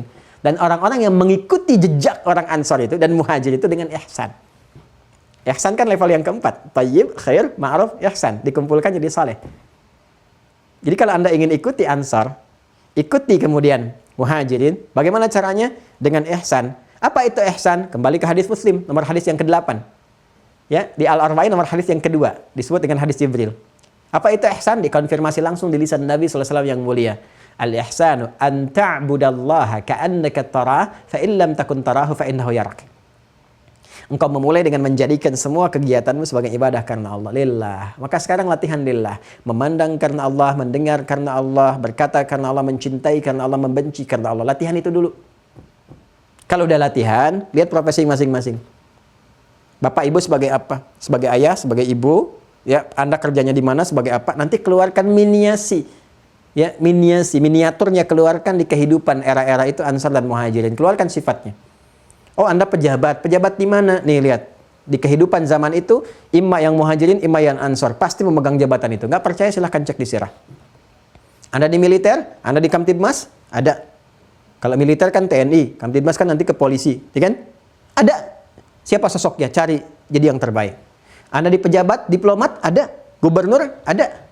Apalagi? Pebisnis, banyak. Ya, berdagang, banyak. Dagangnya apa? Hewan, ada. Ternak. Kebun, ada. Sampai ada fikih kebun sendiri, ternak sendiri, dan sebagainya. Nggak ada satupun aktivitas yang kita kerjakan, kecuali nilainya, value-nya, bimbingannya, itu ada miniasinya di masa lalu. Yang hebatnya, kurikulum bimbingan itu dibawa ke setiap generasi pun akan sesuai dengan masanya. Eranya modern, boleh jadi bertambah, sekarang ada digital, ada macam-macam, tapi tetap nggak akan pernah luput dari nilai-nilai tadi. Yuk kita belajar. Makanya itu penting dikeluarkan. Ya, even itu di rumah tangga. Ya, coba cek. Makanya kan saya sering katakan, kalau kita ngaji, keluarin ada satu-satu. Hadis-hadisnya, apanya. Jadi tapi satukan, terintegrasi semuanya itu. Itu enak ngajinya. Dan insya Allah saya tidak mampu menjanjikan, tapi karena saya tidak tahu kan usia kita sampai di mana gitu. Tapi kita bisa merencanakan, punya keinginan. Jadi kalau ini udah kuat betul, udah matang, udah betul, ngaji ini ada, kan sudah jelas nih dari awal. Panduannya, nilainya, contohnya, orangnya, kaumnya, kita satukan. Nanti babnya beda sendiri. Kalau pas Quran ayatnya, ada ulumul Qurannya dulu, ada tafsirnya. Pas hadis nanti ada bagian penjelas hadisnya, ada kitabnya, pas sirah, ada nanti. Ini kita kumpulkan jadi satu. Tinggal nanti, makanya kenapa saya nanti akan tutup akhir tahun ini dulu untuk angkatan pertama, supaya bisa diklasifikasikan. Makanya Anda isi datanya tuh. Nggak apa-apa, nggak usah malu diisi profesinya apa. Nanti supaya dipetakan, kita bikin kelasnya itu maksudnya. Kalau Anda di kesehatan, nanti ada kelas sendiri. Nanti saya bikinkan kurikulum untuk kesehatan. Ya, kalau Anda di bisnis, nanti ada kurikulum bisnis. Jadi nanti yang profesi yang di bisnis, ini kelasnya di sini. Dagang ini, yang di kantoran yang ini. Jadi kurikulumnya sesuai dengan apa yang dikerjakan. Nanti yang ibu rumah tangga, ini. Kan apa saja turunan-turunannya, itu maksudnya. Kalau ini sudah kuat, ya nanti yang angkatan berikutnya ngaji ini lagi, tapi nanti diputerin video dari awal sampai akhir, ujian, nanti saya sapa, kemudian diskusi dan sebagainya. Itu maksudnya. Nah kalau kemudian kita kerjakan, kita ikuti, Allah akan ridha kepada kita. Ya, makanya panggilan mereka radhiyallahu anhu, radhiyallahu anhum, kan Allah ridha. Nah kita itu diminta untuk mengikuti itu supaya Allah ridha. Udah imannya kuat, anti maksiat, ya, pengikut yang taat, saling mencintai karena Allah dan Allah ridha. Makanya kita ikutin. Setiap kali kita ngaji hadis, apa yang kita ucapkan? Radhiyallahu anhu, radhiyallahu anha, radhiyallahu anhuma, radhiyallahu anhum. Dari mana kalimat itu? Langsung penetapannya dari Allah. Baca ayatnya. Teruskan. Walladzina taba'uhum bi ihsanin radhiyallahu anhum wa radu'an. Ada enggak? Radhiyallahu anhum wa radu'an. Ada tuh. Jadi dari sini dituangkan. Jadi kalau Anda pengen dapat radhiyallahu anhu, radhiyallahu anha dan sebagainya, ikutin jejaknya. Jangan mengklaim diri sendiri. Ini kan ada macam-macam. Saya doktor ini MA. Kan MA, Master of Art. Ini MPD, Master Pendidikan. Saya nih, gitu kan, Asep bin Suherman, RA. Apa RA? Radhiyallahu anni. Radhiyallahu anni. Itu gelar radhiyallahu anhu itu Allah yang tetapkan. Ya, jadi kita ikutin aja sampai generasi kita yang akan datang mengenal jejak kita yang pernah belajar, pernah dimira, mempraktekkan, saling mencintai karena Allah, saling support, bersaudara, dipersaudarakan semuanya. Nanti biarkan Allah nanti yang menetapkan dan menginformasikan, memviralkan. Nabi Ibrahim kan cuma disampaikan kepada beliau, ya, ayo kamu umumkan aja. Kan ketika itu dia bertanya, kan beliau bertanya, ya Allah bagaimana aku umumkan? Kan di surat Al-Hajj itu, bagaimana aku umumkan? Siapa yang dengar kalau aku sampaikan? Udah tugas kamu mengumumkan, nanti saya yang memviralkan. Bahasa kita kan begitu. Ya. Makanya Allah kan sampaikan, kan umumkan kepada manusia untuk berhaji. Nanti akan datang setiap orang dari sudut-sudut di muka bumi ini untuk berhaji, untuk datang. Dan seterusnya. Maka tugas kita beramal aja. Wa qul i'malu fasayarallahu amalakum. Ya, bekerja, beramal, maksimalin. Nanti satu saat apa yang kita lakukan akan dibuka di akhirat atau bahkan legasinya akan diabadikan oleh Allah, dikenang di setiap masa. Bukankah orang-orang dulu pun kita ingat sekarang? Termasuk para pahlawan kita di negeri kita tercinta, kita doakan semoga Allah memuliakan mereka dan sebagainya. Maka kita punya kesempatan itu mumpung masih hidup. Ya, kalau sudah meninggal ya sudah bisa berbuat apapun. Nah, nanti kalau sudah dapat ridha Allah, surga didapatkan puncak tertingginya. Makanya langsung wa'adda lahum jannatin tajri min tahtihal anhar. Kan khalidina fiha abada. Dzalikal fawzul 'azim. Ya, maka dia dapatkan surga dengan segala keindahannya, itulah kemenangan yang nyata. Nah, jadi kalau kita mau benar-benar menang, misi kita tuntas di dunia ini, baik, jadi orang yang sejati, menangnya menang betulan. Dan menang banyak. Oh, dia menang banyak. Kayak ini kita harus menang banyak. Ini ayat tentang menang banyak dalam kehidupan. Ya kan? Maka jadi apa kita? Jadi pengikut orang-orang yang hebat. Ikutin aja yang hebat. Ini udah fitrah kok. Ya, kalau Anda mau hebat, Anda belajar pada guru yang hebat kan? Ikuti jejaknya. Ya, kan para peneliti, penemu sekarang kan ngikut ke atasnya. Ini hebat diikutin, bagus jadi muridnya. Kan? Nah, sekarang kalau Anda mau hebat, ikutin orang hebat di masa lalu. Tuh, lihat banyak ya prototipenya ada di Ansor, di Muhajirin dan sebagainya. Ikuti mereka dan alhamdulillah. Kalau kita nanya, ya Allah, mereka kan sudah meninggal. Aku sudah tugaskan hamba-hambaku dari kalangan ulama untuk mengabadikan jejak mereka. Nih, biografinya. Ada semua. Karena itu alhamdulillah ada yang berjilid-jilid. Anda bisa cari. Syiar Alam Nubala ada. Wafayatul A'yan ada. Kita bisa bahas tuh, itu satu. Di kitab Musnad untuk hadisnya ada, ya. Nah, jadi ini yang kita dapatkan teman-teman sekalian, pelajaran di hari ini. Tinggal nanti detailnya apa yang Nabi sampaikan kepada orang-orang Ansor ini sehingga mereka menjadi Ansor. Apa saja poinnya? Tadi kan kita sudah mendapatkan ikutin mereka. Bagaimana cara mengikutinya kan? Nah, kita dapatkan keluarkan profilnya. Sekarang kita keluarkan yang umumnya dulu. Kepada semua itu, dari semua yang umum itu, yang beda-beda itu, apa yang Nabi sampaikan pertama kali sehingga membentuk karakter mereka jadi orang-orang hebat, orang-orang kuat dengan segala profesinya yang nanti kita akan keluarkan satu persatu di antara mereka jalur-jalurnya. Insya Allah di pertemuan selanjutnya kita akan lanjutkan bagaimana pesan-pesan Rasulullah kepada orang-orang hebat ini sehingga melahirkan karakter yang kuat dalam berkehidupan. Demikian disampaikan, semoga setidaknya bisa menambah pengetahuan, menguatkan keimanan kita. Selebihnya saya serahkan dan bertawakal pada Allah Subhanahu wa taala. Ya, Allah berkenan memberikan hidayah kepada siapapun yang Allah kehendaki, tapi kita pun punya ikhtiar untuk menjemput hidayah itu. Ya, walladzina jahadu fina lanahdiyannahum subulana. Orang-orang yang sungguh-sungguh serius ingin berubah, mendekat kepada Allah, demikian akan kami tunjukkan jalan-jalan kebaikan yang telah kami tetapkan menuju ridha Allah Subhanahu wa taala. Demikian disampaikan, semoga setidaknya bisa menambah pengetahuan, menguatkan keimanan kita. Selebihnya saya serahkan dan bertawakal pada Allah Subhanahu wa taala. Ya, Allah berkenan memberikan hidayah kepada siapapun yang Allah kehendaki, tapi kita pun punya ikhtiar untuk menjemput hidayah itu. Ya, walladzina jahadu fina lanahdiyannahum subulana. Orang-orang yang sungguh-sungguh serius ingin berubah, mendekat kepada Allah, demikian akan kami tunjukkan jalan-jalan kebaikan yang telah kami tetapkan menuju ridha Allah Subhanahu wa taala. Demikian disampaikan. Kalau ada yang salah mohon ditinggalkan, jangan dipertahankan, jangan dibela bela-belanya. Kalau memang salah tinggalkan. Ya, kalau memang ada kebaikan amalkan, itu petunjuk Allah dan Rasulnya. Jangan mengkultuskan saya, ada orang-orang yang baik, yang banyak, yang bisa diambil faidahnya, ambil ilmu mereka dan mohon didoakan supaya Allah mengampuni kami. Tapi tetap apapun yang didapati kita koreksi kembali, pelajari kembali. Jika ada menemukan kekurangan sampaikan supaya saya bisa teliti. Kalau ternyata kesalahpahaman saya akan terangkan. Kalau ternyata salah saya akan minta maaf dan tolong jauhkan itu. Kalau baik saya akan katakan ini adalah yang Allah berikan dan semua pujian kembali kepada Allah Subhanahu wa taala. Semoga dengan itu jadi bimbingan kehidupan yang baik untuk kita semua. Allahumma taqabbal minna innaka antas sami'ul alim wa tub 'alaina innaka antat tawwabur rahim. Allahumma ya Allah rzuqna ni'mata hubbil ansar wal muhajirin. Allahumma rzuqna ni'mata hubbil ansar wal muhajirin wa qawwi imanana ya arhamar rahimin waj'alna minal mu'minin al haqiqiyyin al muttaqin as salihin wa sallallahu ala sayyidina Muhammad wa ala alihi wa sahbihi ajma'in wa akhiru da'wana subhanakallahumma wa bihamdika nashhadu an la ilaha illa anta nastaghfiruka wa natubu ilaik. Walhamdulillahi rabbil alamin. Assalamualaikum warahmatullahi wabarakatuh.